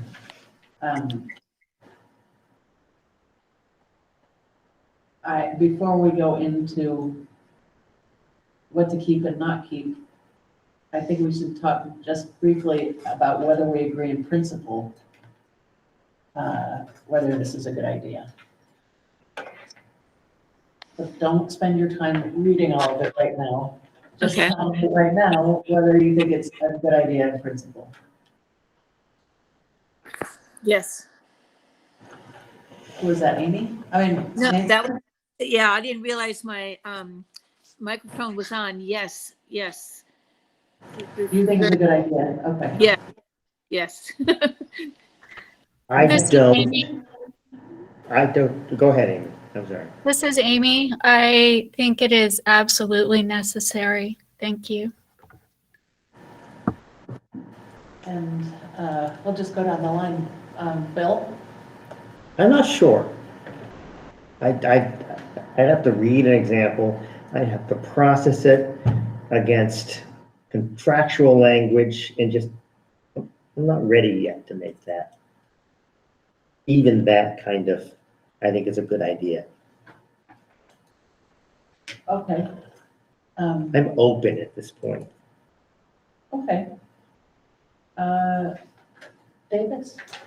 On principle, I fully support it. I think it would also be helpful to have a little bit more time to digest all the language of it. I assume that if we move forward with it, give it some readings and, I think so too, and I put it through that process. Yeah, and I don't know that we have to adopt the entire thing as it is written, because it's quite long. And some of it doesn't apply to our district. Rebecca? I think it's a very good document. I think it's, the entire document is very good. And it's focuses on students, on how do we support students, focuses how do we support staff, which I think is so important. So I think that it's something that we should strongly consider. And I would love to also get students' input. My thing was that, and teachers. I just wanted to make sure that it's not redundant with regards to our anti-racism policy. Right. So we should look at those two things side by side. There's a lot in here too that, I mean, what I'm seeing in this document, I'm not seeing anything that I find objectionable at all. Does it also mirror some of the language in the equity declaration that this board already adopted? That's exactly right. Just for the sake of not having something redundant that we agree Exactly. upon. If there are things that appear almost word for word or have like virtually the same meaning, maybe we can parse some of that and make this a more focused document. Yeah. Although I agree. sometimes it's really good to just sort of have it repeated. In some regards, sometimes it's like, oh, I think they say that it takes something like 5 exposure. I don't know if it's 3 or 5. I need to find that out. But before someone really gets, is able to really understand something. And so in some regard, I'm saying, okay, this is just reiterate. Exactly, you know, Yeah. okay, here we go, you know, but anyway, I hear what you're saying. Also. Yeah, I mean, it could bolster some of the, some of the equity initiatives that we are already working on. So I don't know if it would necessarily be a bad thing to repeat the language. I think it's more I think we want to really look at what the intent of the document is. Yeah. And if the intent is to have that bolstering effect, then sure, repeat it. If we want it to be a slightly more narrow document that addresses more like a separate issue or an issue that we want to highlight slightly more, it might be worth parsing that out. But I think it'd be a conversation worth having. Yeah. Some of it will be addressed in Act 1 as well. Absolutely. Yep. Nancy, I see your hand. Yes, it's very timely. It's important. It really says loudly and clearly how we stand. And I think it's exactly what we're doing now. And we're just saying, this is what we want to continue to do. And just to stop any other ideas that people may have as to what is right to teach. Let's just take a couple of minutes and talk through what we want from the document. To my mind, it is, to my mind, its purpose is to kind of voice support for our educators. And so,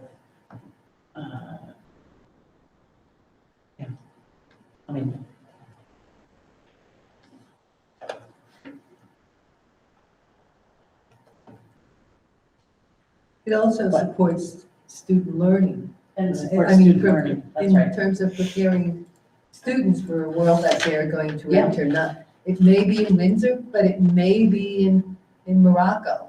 It really supports student learning. So I think it does both.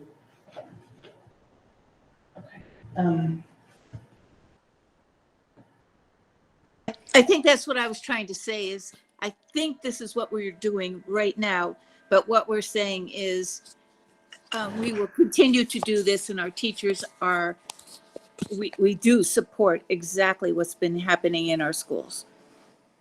Yep, and as Christine said, when the new education quality standards for Act 1, which was the law passed in 2019, having to do with ethnic studies, when they are rolled out by the State Board of Education, then the law will support what we've already been doing. I mean, a lot of what we've already been doing has been in advance of the Act 1 education quality standards being rolled out, so it all goes kind of hand in hand.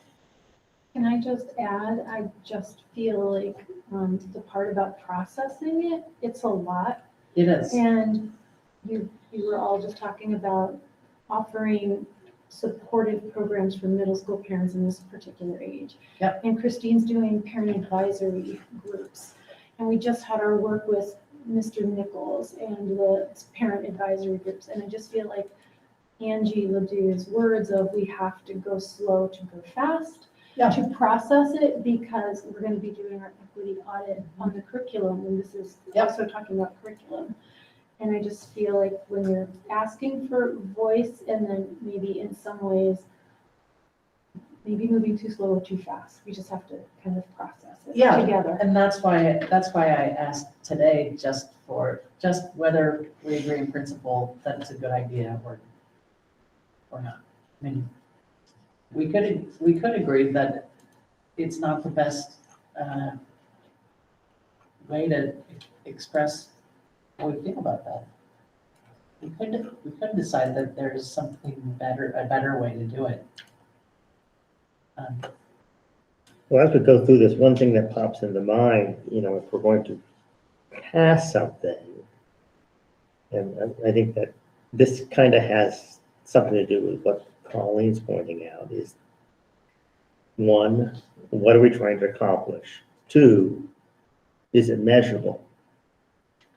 Is there some way for us to measure what we're announcing? Because if it's in a policy or an announcement, can we measure that? Is that something in which we can quantify that? Yes, this is what we're doing. How do we quantify it? Sort of reviewing this quickly in the last 5 minutes, there's a lot of pieces in here which is already in policy. Yeah, that's what I think we all agreed that. Yeah. And that would, again, it's 3 pages long. We don't have to, it wasn't my intention that we necessarily adopt the entire thing, just parts that, this is a template. Right. It's not. But my question off the beginning, is this something? Is it measurable? No, because it's just a resolution. And as such, is a resolution, I guess that's the question. The amount of work that would have to go into this to make it something that represents our collective thoughts about it. Right. Is it worth doing?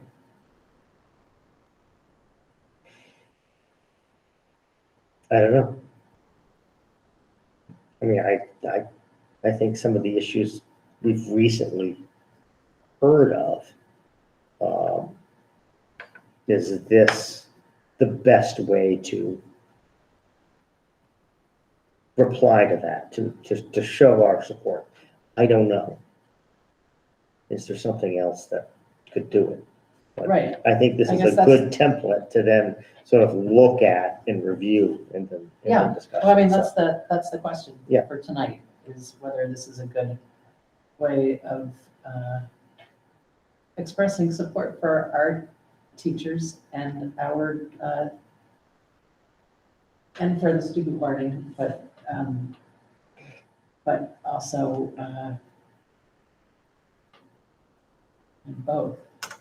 And yeah, go ahead, please. I would, and I would just say, I would hope that however we plan to go about that mission to to support our teachers, I want to make sure that we are facilitating effective support for our teachers and not merely expressing. I know that wasn't our intention. Well, that was what I was trying to say, is this really the best way of doing that?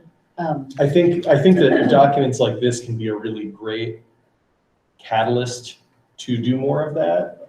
And I think that we're all here aware of this. I'm not going to blow anyone's mind here, but I just want to not risk having this be like a checkbox that it's like we agree to this resolution and then kind of move on from it. I think that if we can leverage this into a broader discussion or more openness on this board or in our administration or in the school culture to responding, being responsive when our teachers, are facing issues, like this document addresses, I think.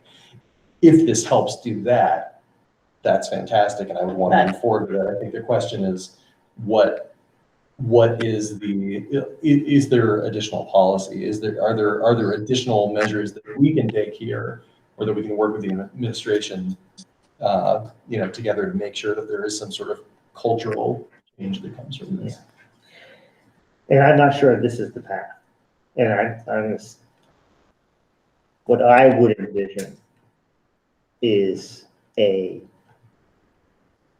better path, and I could be mistaken, is an open dialogue with the teachers and the administrators in the single room to come up with a more concrete way for teachers to be able to feel secure to express their frustration, a more concrete way to emphasize to the entire educational community what are the guidelines of respect around how you approach issues with your child, the person that you are a guardian of, issues with a teacher and issues with an administrator. I mean, those are laid out in policy, but policy tends to be buried in some way. I think in a policy doesn't supply the support in which teachers need. So I think a much more, this might be, this frame, we might be able to pull out a springboard, but really, it's going to be much more work and worthwhile work to move forward into creating that scaffolding. And from scaffolding comes a structure, and from structure comes a community that then can move forward with the desired outcome. Agreed on both. Very well said for both of you, and I don't think they're conflicting at No. all. I think they're No. they're actually dovetailing. Yeah.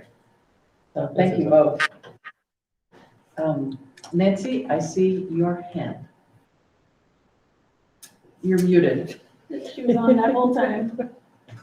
Oh, I really think that this is an important first step, and I think Bill's talking about the second step, and they meld together. But if the community is clear about what we want on this end, then we can move into what he's talking about, which is totally important and relevant to both to this discussion. As well as in there to be able to say that as a board, we are willing to financially support this. The question is, as a board, does that take it up to the SU board?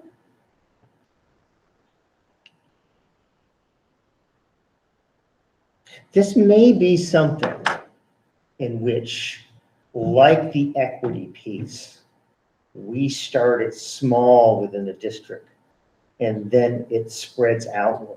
Yeah. This may not be something in which we want to look at the whole group and move inward. Well, but if we're going to financially support this, we cannot contractually. We know this. We can't, I mean, we tried to give teachers money last year and we couldn't, remember that? I don't think I'm talking about financially supporting this through any contractual way. Okay. I think financially supporting is to be able to find the expertise, not necessarily within the district, possibly within, but more likely outside the district, to come in and help us accomplish this. Yes, okay, thank you. So Bill, would you say similar to what we did with the anti-racism? Yes. There was several voices Mhm. that participated in that met over a period of time and brought someone in, talked about what this would look like. And that group included teachers, included all parents. Okay. I mean, it's great what we've done within the SU, in which we've taken the food and the maintenance and brought it into a district-wide. We did it with special ed because we were legally bound for it. But I think when you think about building trust within a community, you really have to start on a smaller community and then Yeah. allow that to see what you can accomplish. Because the reality is, each one of these towns, these communities, these schools are quite different. And if you try to come up with a model that fits, and I don't mean model it as in a final solution, but to find a process to get there that fits every single school. I have to say that, because I was on the anti-racism committee when it first started, and it was, we did have individuals from different communities.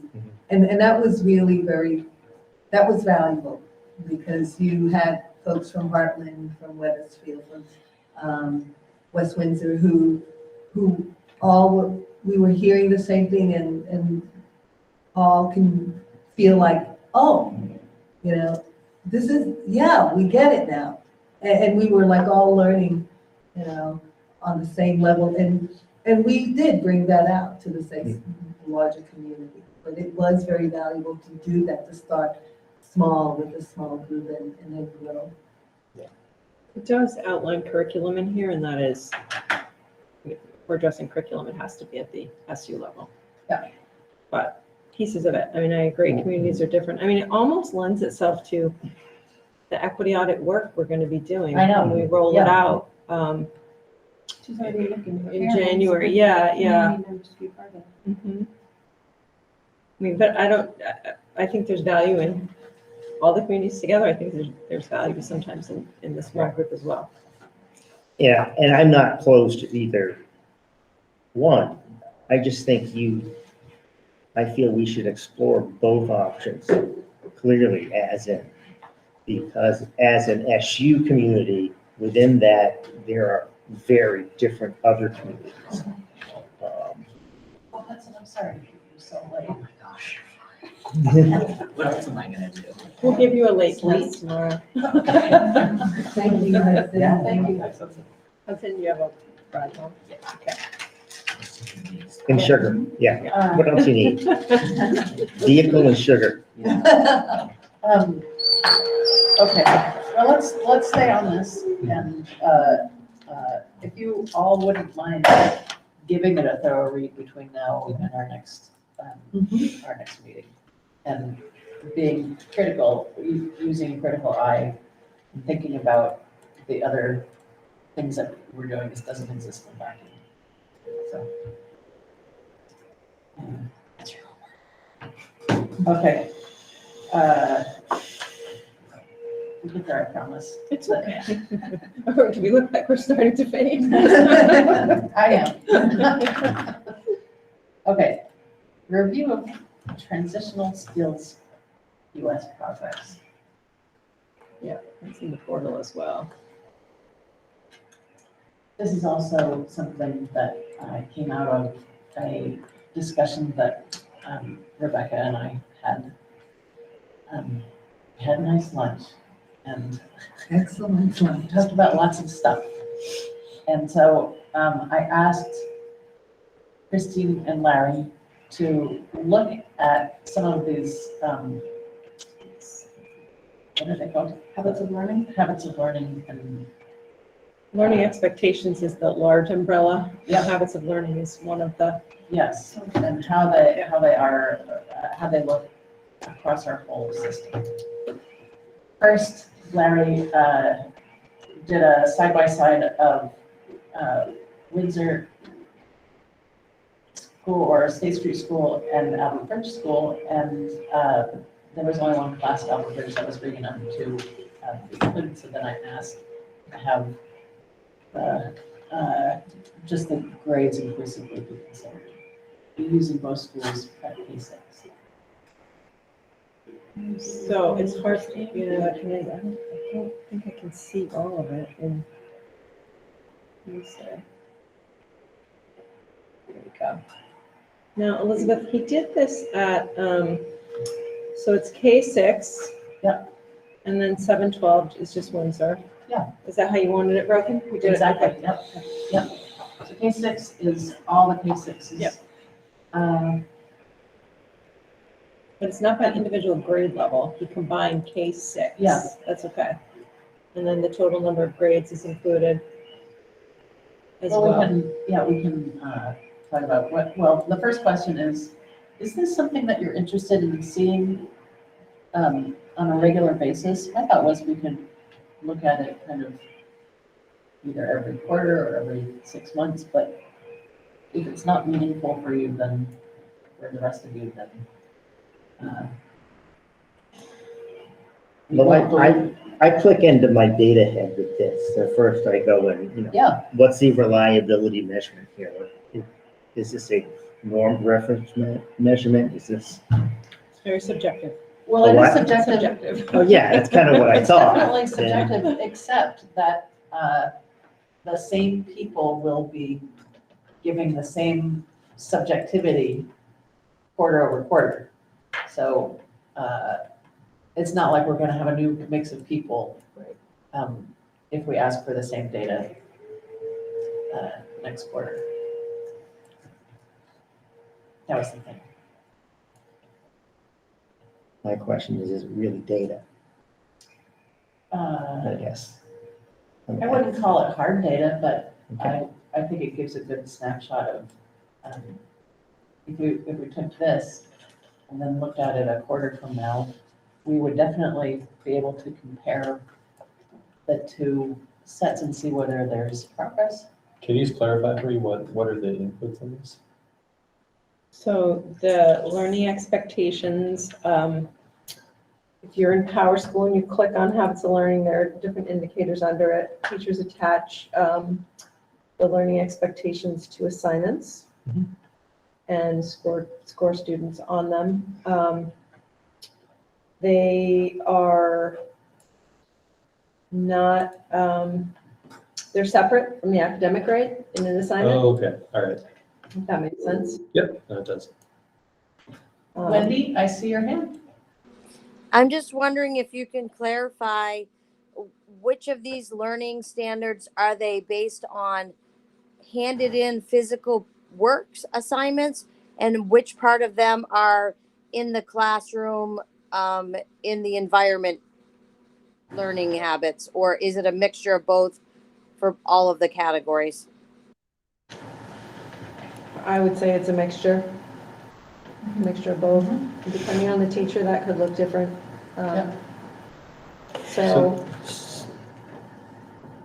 go. So this is giving us a look, correct me if I'm wrong here, this is giving us a look inside of our faculty's subjective take on student progress or student performance. Yeah, I mean, some of Okay. it's less subjective, like Sure. habits of learning might be you turned your work in on time. Yeah. That's, yes or no, those types of things.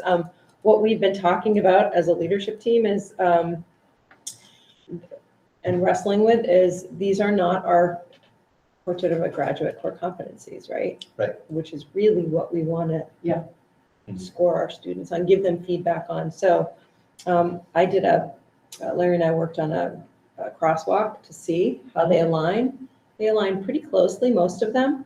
I think there's one category, literacy is not really in our portrait of a graduate competency, identified competencies, but literacy is scored on the academic side of the report card. So if that makes sense, it maybe doesn't necessarily belong in the learning expectations. So that is one of the charges for the curriculum team this year to work with teachers. And it's a job that will take some work over the summer if we change it up in Power School. But we do have 2 teachers, I think, at the high school that are piloting, scoring the competencies instead of the learning expectations. So. I think also it, I think it teaches voices. Yes. And I think that's really important, and it's just as important as we're trying to get students' voices to participate. I hear from the administrators, and you all do a wonderful thing. But I don't hear the teachers' voices, and so in this situation, I do. Yeah. And I think that I think it's just one way, though, that I want to hear teachers' voices in mean, I really like to see them up here like I see the students. But I think it allows us to hear the teacher's voice. Because when a teacher sits down with a parent and talks about, you know, my kid and how my child is doing in relationship and in what areas are they challenged, and this, I don't know, but can be a tool that that a teacher can use to help a parent understand a little bit about not only her child, but also the school in general. For sure. I mean, ideally, you would want students scoring themselves as well, right, on these, on the learning expectations. They should be reflecting on their own skills as part of the learning process as well.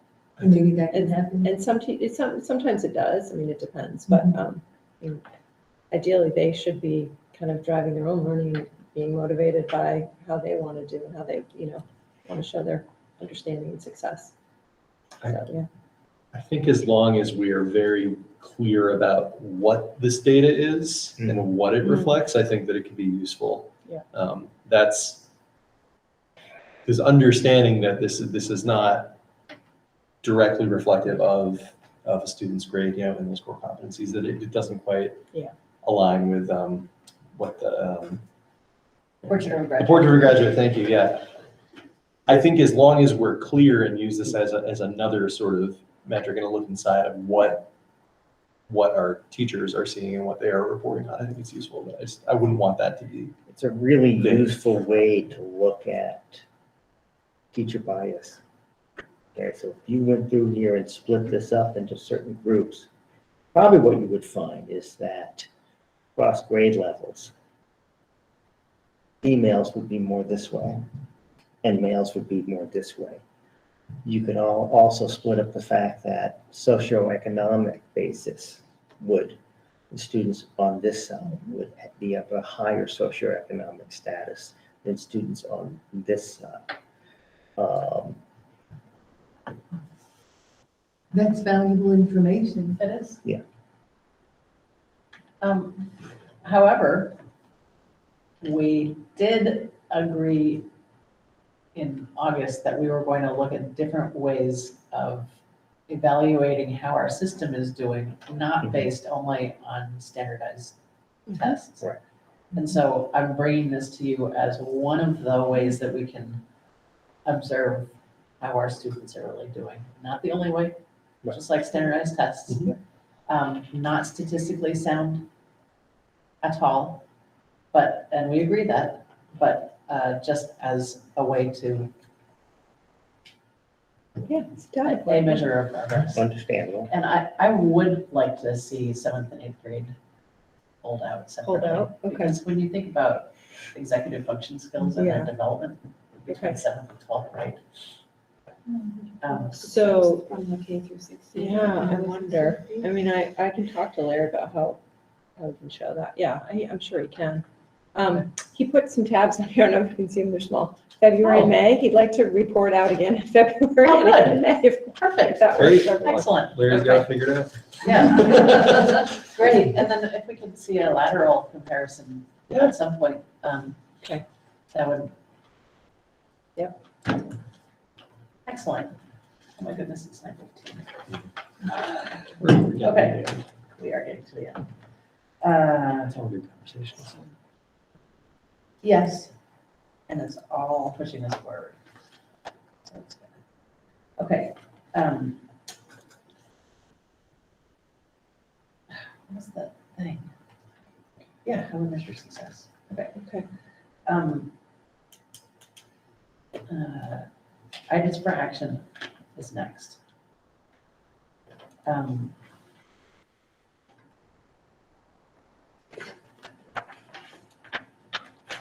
We have a leave request. Just so I know, have you all read the leave request and the retirement thing? Okay. No, I have not. Oh. You're in the portal. Indeed. Michael Vivian. It sounds like Michael Vivian is already a done deal. Pretty much. Who is Michael Vivian? Vivian was one of the custodians here for, well, when my kids were here, he's been here for a No, long I time. remember Mike, yeah. So he's retired. Mhm. And so yes, it is hopeful that you're going to accept that retirement request tonight. Okay, I'll take a motion to accept Mike Vivian's retirement request. So So moved. Davis. And who was the second? Rebecca, Nancy. Okay. Amy has had to leave the meeting, so, let me go back to the, here, Rebecca, how do you vote? Aye. Davis? Aye. Bill?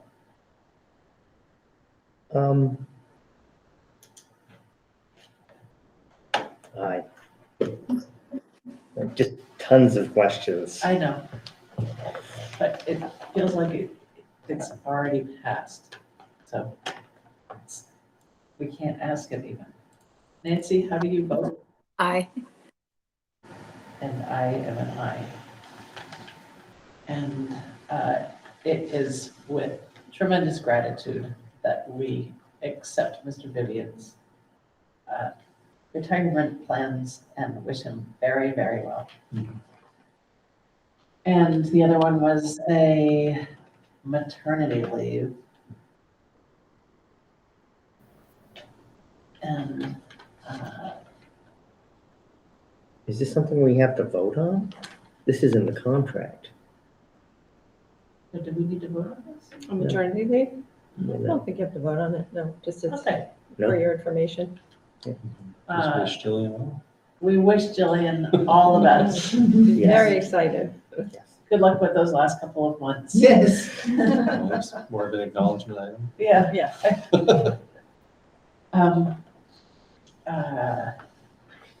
And I think that's it for items for action. And, okay, so our next agenda. Hopefully we'll look at early learning opportunities, which will include, I don't know if I should really even report out at this level since it's being looked at the SU level for the early Right. childhood childcare thing. So I'm going to strike that Okay. from our Strike that. list. And just report at the SU meeting. Hopefully I'll have something to report.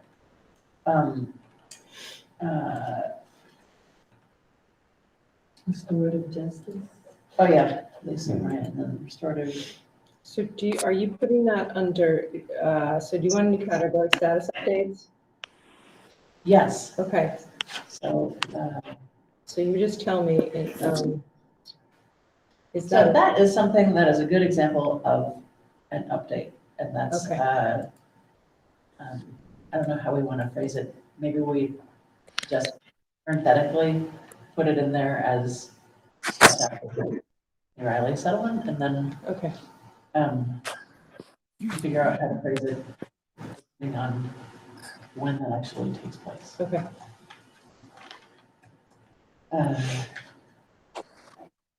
Does that make sense? Mhm.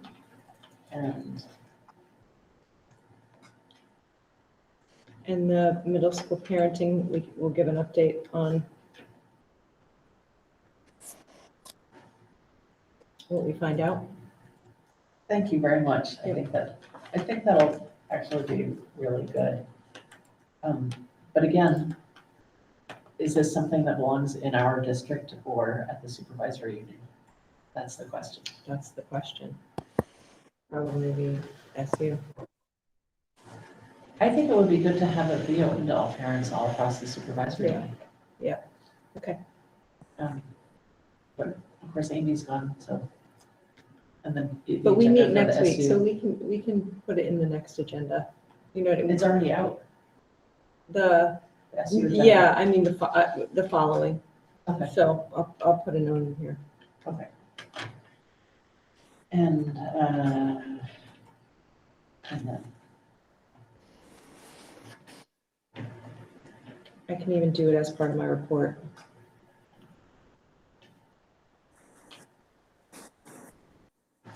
Can you say, Colleen, that maybe Sergio would be willing to?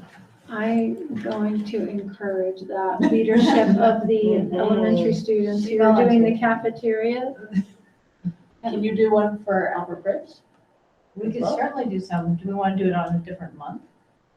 Spread them out. Okay, yep, They did November, then yep. PBS does it in December. Okay. We did add it as a constant on the agenda.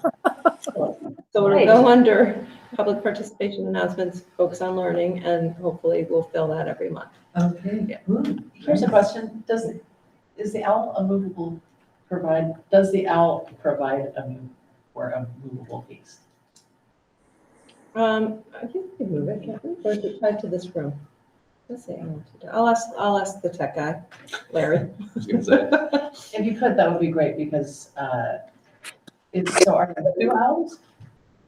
We There- we don't see Rebecca, or at least I don't. I'm here, I really am here. Yeah. Whole panorama. So would you like the owl to be in a different location for the meeting? Well, I was wondering if there are 2 owls and if this is one in the SU office is the other one. Yes. I was wondering We do have one, yeah. if it's movable, it would be great for us to be able to go to Albert Bridge sometime too. Oh, okay. Oh, all right. I will ask Larry. Find out. Okay. Can I just ask a quick follow-up? What building is Julian in? When's that? Okay. Is she aware that she could apply for to the sick bank as well? They could always say no, but there's nothing in the contract that excludes her from extending that, I believe, with the sick bank. I don't know the answer to that, but Yeah. I I can think find our out. teachers are very well informed from their union Yeah. meetings as to what they can access. I could remind her when the union works. Thank you, Beth. I think we're gonna have to, I'm sorry to say this, but we're gonna have to talk about our budget next meeting Yes. too. Yes. So, That time of year? Mhm. It'll and, be a preliminary, we'll be ready for the budget. They met today. Getting ready. Annual meeting, yeah, Monday. Okay. and the, support resolution.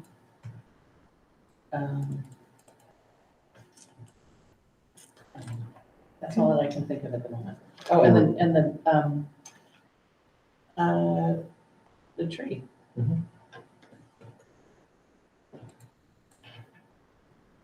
Okay. Just put tree. I'll put tree under discussion items. Yep. Okay.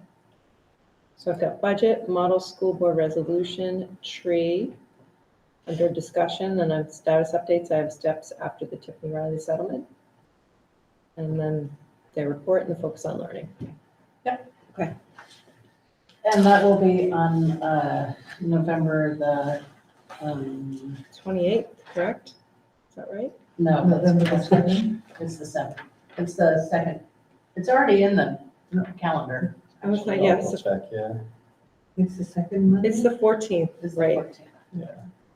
Because this got kicked out. Yeah, a week, it's the right? 14th, sorry about that. So, Yeah, it's 14. thank you all for being here in person. I appreciate it. And I hope you'll consider coming to West Windsor if we can do that. Pretty great. All right. Thank you for all of you who decided to join us online and stuck it out the whole meeting. And you're appreciated. And you missed the M&Ms. And you missed the M&Ms. All right. See you next time. Bye for now. Are we gonna adjourn? Oh, you're right. No. I am tired. I'll She make a motion. sent us homework to review that, so we're It's gonna be a long meeting than I thought. Motion to adjourn. We're gonna keep our Okay. phones on us. Motion to adjourn. second. Phil, the sake of expedience, I will, all those in favor of ending the meeting, sorry, please say aye. Aye. Thank you all. And bye for now.